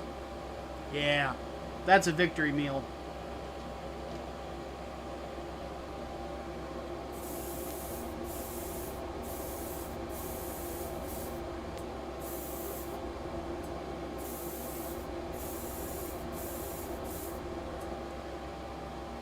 Because my thing is this.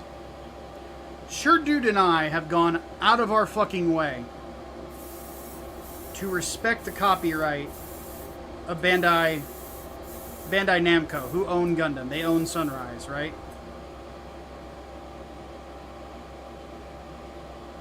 Gone out of our way to respect it. And by and large, I am a fan of a lot of what they do. Obviously, I'm a Gundam fan. They're the publisher behind Tekken. I'm a big Tekken fan. They're the publisher of the Souls games. I'm a big fan of the Souls games. So on and so forth. But at the end of the day, I look at myself as a small business owner. I have my YouTube channel. That's my property. That's a business. This is a business. You know, I love what I do, and I love you guys for making it happen. But I treat it like a business.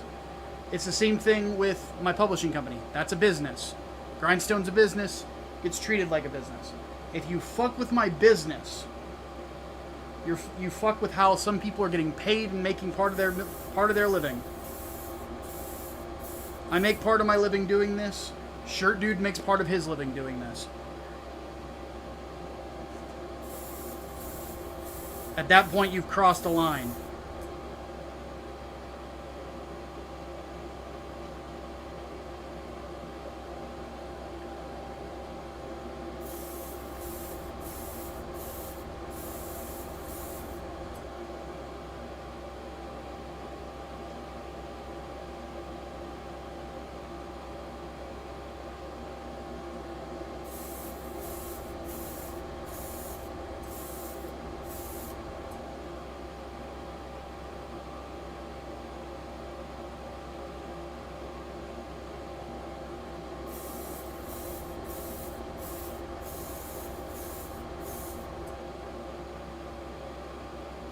Almost done.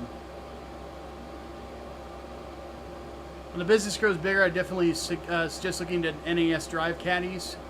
One drive goes out, the others in the caddy have backups of the files. That's a really good idea, Brain. We should definitely do that. Alright, we're done. 2 coats of blood red on all of them? Yeah. So we'll let those dry and we'll do the assembly and then we'll call it.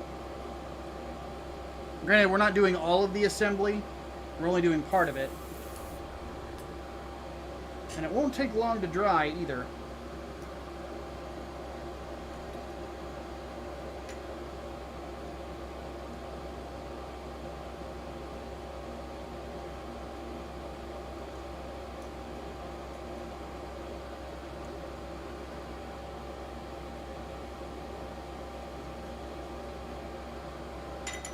But yeah.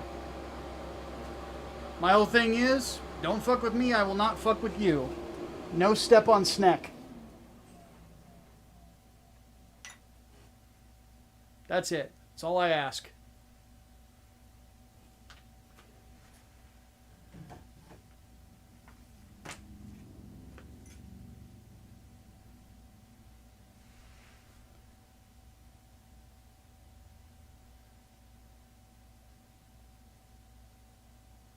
Okay. Let's go ahead and get to it. So here is the arm.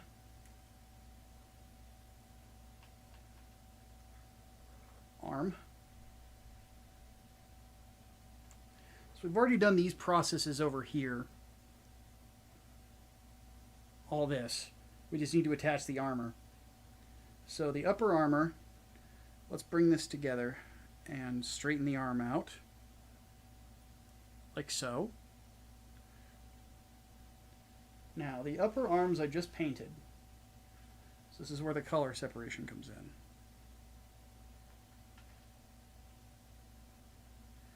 Yeah, it's one of those things where it's like, you start fucking with my business, you're going to start wondering why you're hearing the song Don't Tread on Me by Metallica blaring through the speakers and going, why do I hear boss music?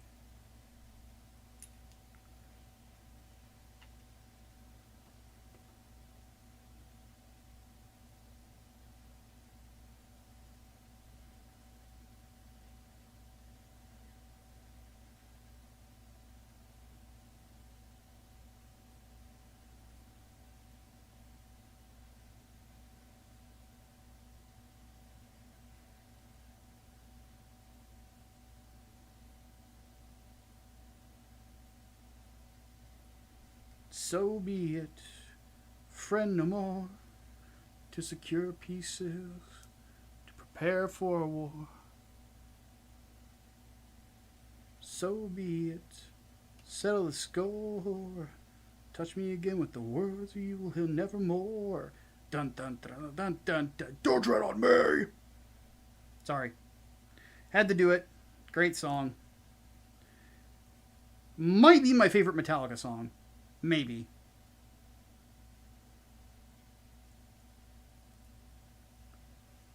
That's pretty. Do you think Serena would like Outlaw Star? Maybe. Serena needs more culture. That is for sure. We must continue to culture Serena. There's so many good things she has not experienced. And I disagree with Xavier. The answer is not Bugman. Jesus fucking Christ. I know some people like Kamen Rider, but god damn, there's too much of it.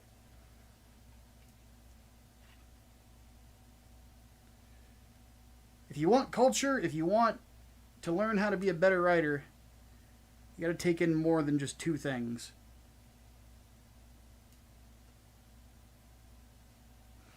And I personally am just not the biggest Tokusatsu fan.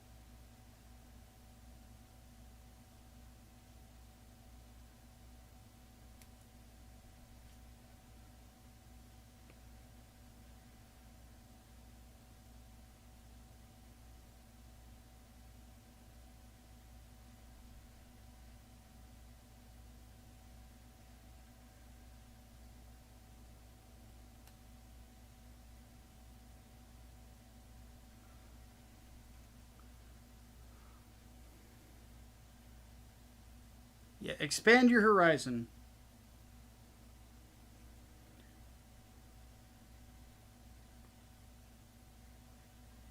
That's why I had her watch Black Lagoon.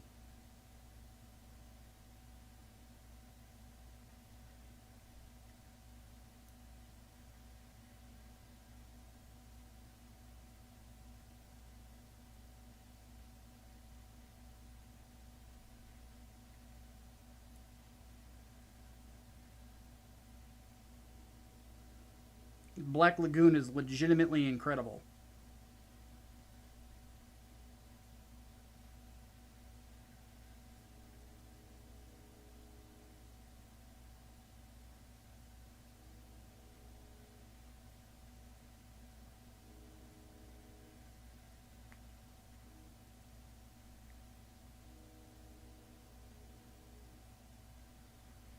And then, of course, the one thing that I always recommend people read is Berserk.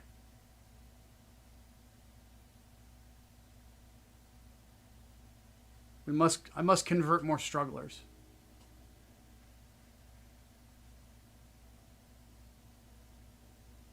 Watch Overfeeding interspecies.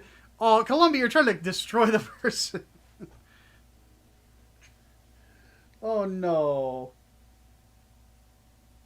I hear that and I'm like, I immediately hear in my brain, I'm screaming inside my head. Oh no. Oh boy. But no, we've got to get you looking at the classics. Fist of the North Star is another one. Berserk is obviously one. Devilman. That's culture.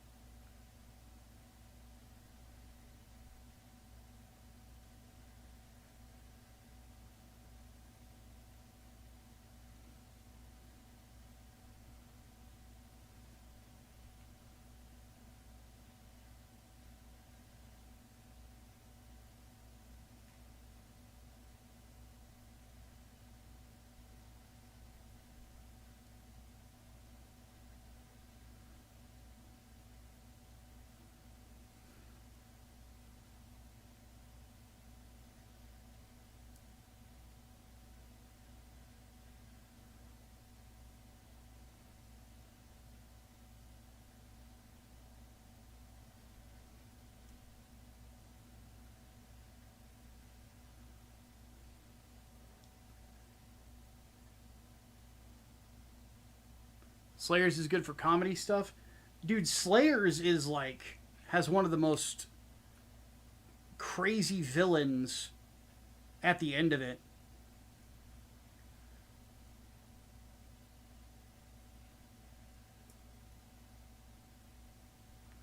But yeah, and if you want to see like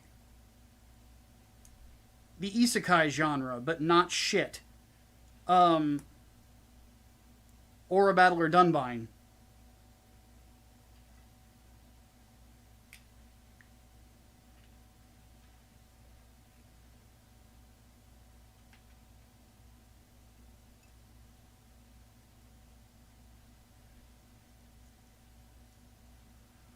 Not to mention Dunbine just has like one of the best anime openings ever.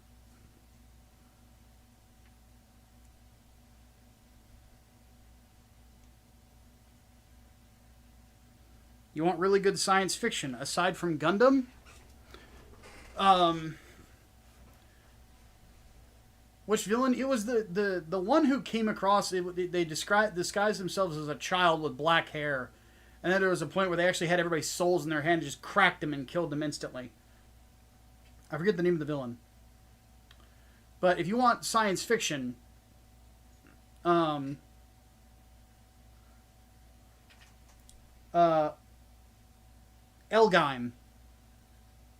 is like perfect. It's one of the best alternatives to Star Wars ever made, and it's made by Tomino, so you know it's going to be good. Or if you want retro sci-fi that is also a Eldritch horror, Space Runaway Ideon.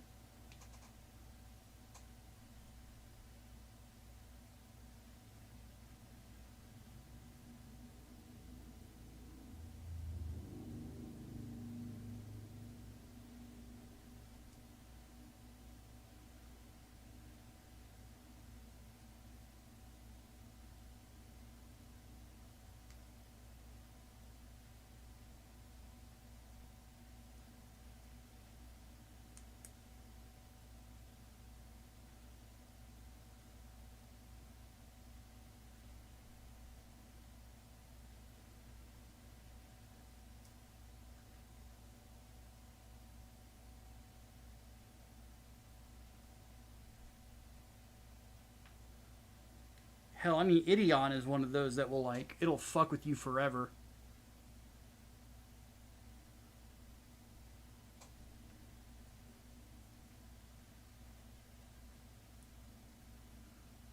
Ideon is one of those where Tomino was like, emotions? Fuck your emotions. Haha. You'd never seen Devil... Oh, man. Serena. This must be corrected. The thing is, Devilman is better experienced if you read it. Not if you watch it. Though you can watch Devilman Crybaby. Just be prepared for the feels. Because goddamn. Devilman comes for your heart. Something fierce. Then again, that's why it's a classic.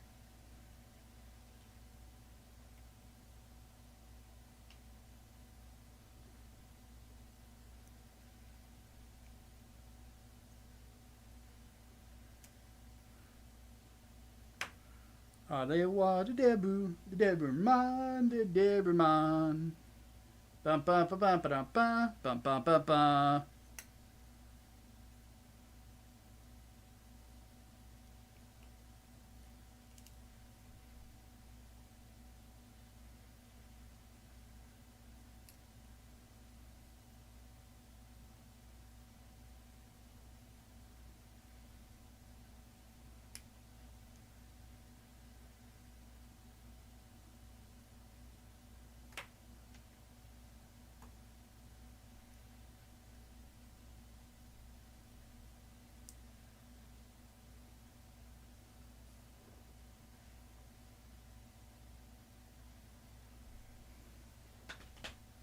Okay.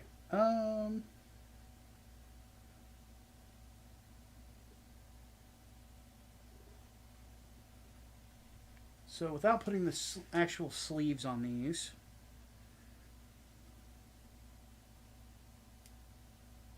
to do is that.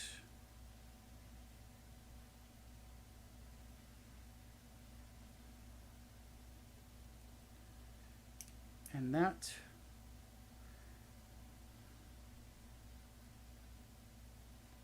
This is the right arm.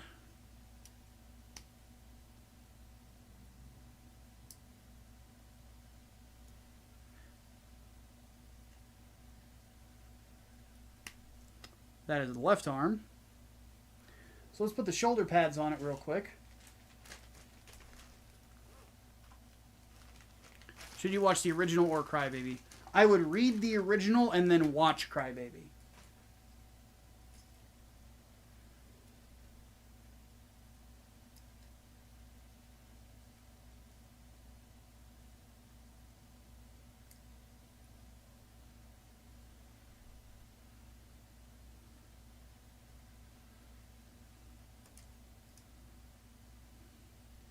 Because Devilman's anime, the very first Devilman anime is not based on the manga. It's more like a tokusatsu, and it sucks. Alright,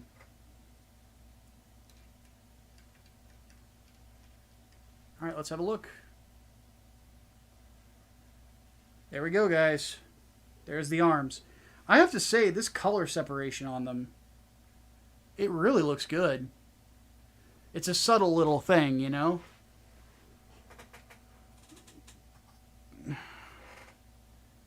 Put the head there. So that's what we got done so far. That's assembled.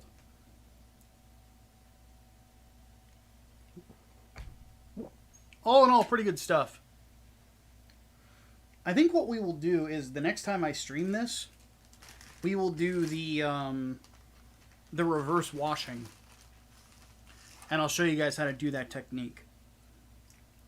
But let's go ahead and put these in the bag and store them away. I appreciate everybody stopping by today for sure. Good conversation, good fun time as always. Hopefully everybody's having a good one.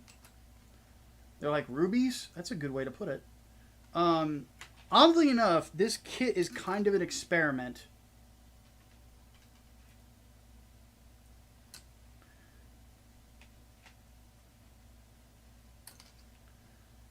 Because I will be using a similar color palette to this with my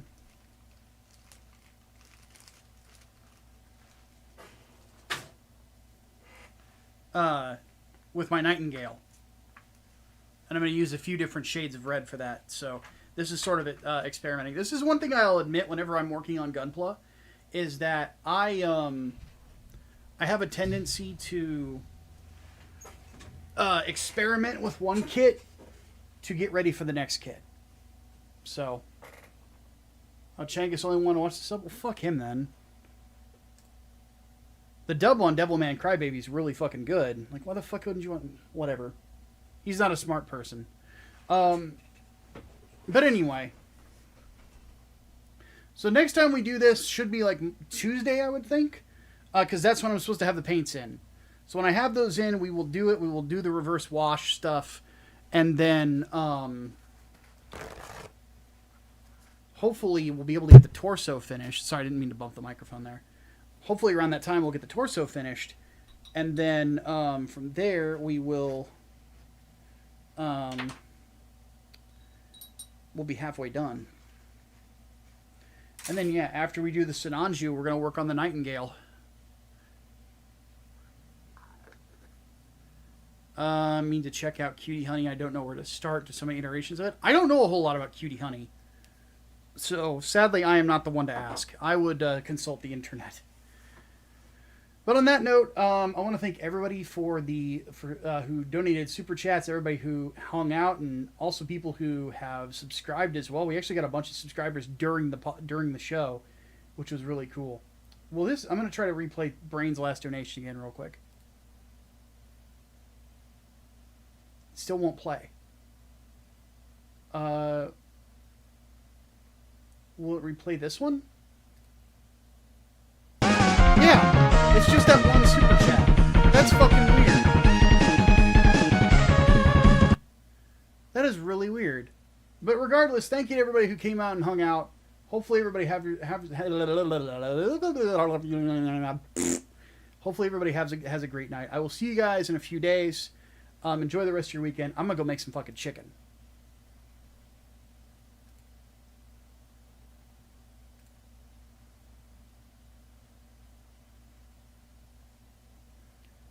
Okay, Serena, I know you can still hear me. You absolutely have the time to read Devilman. It's not that long, trust me.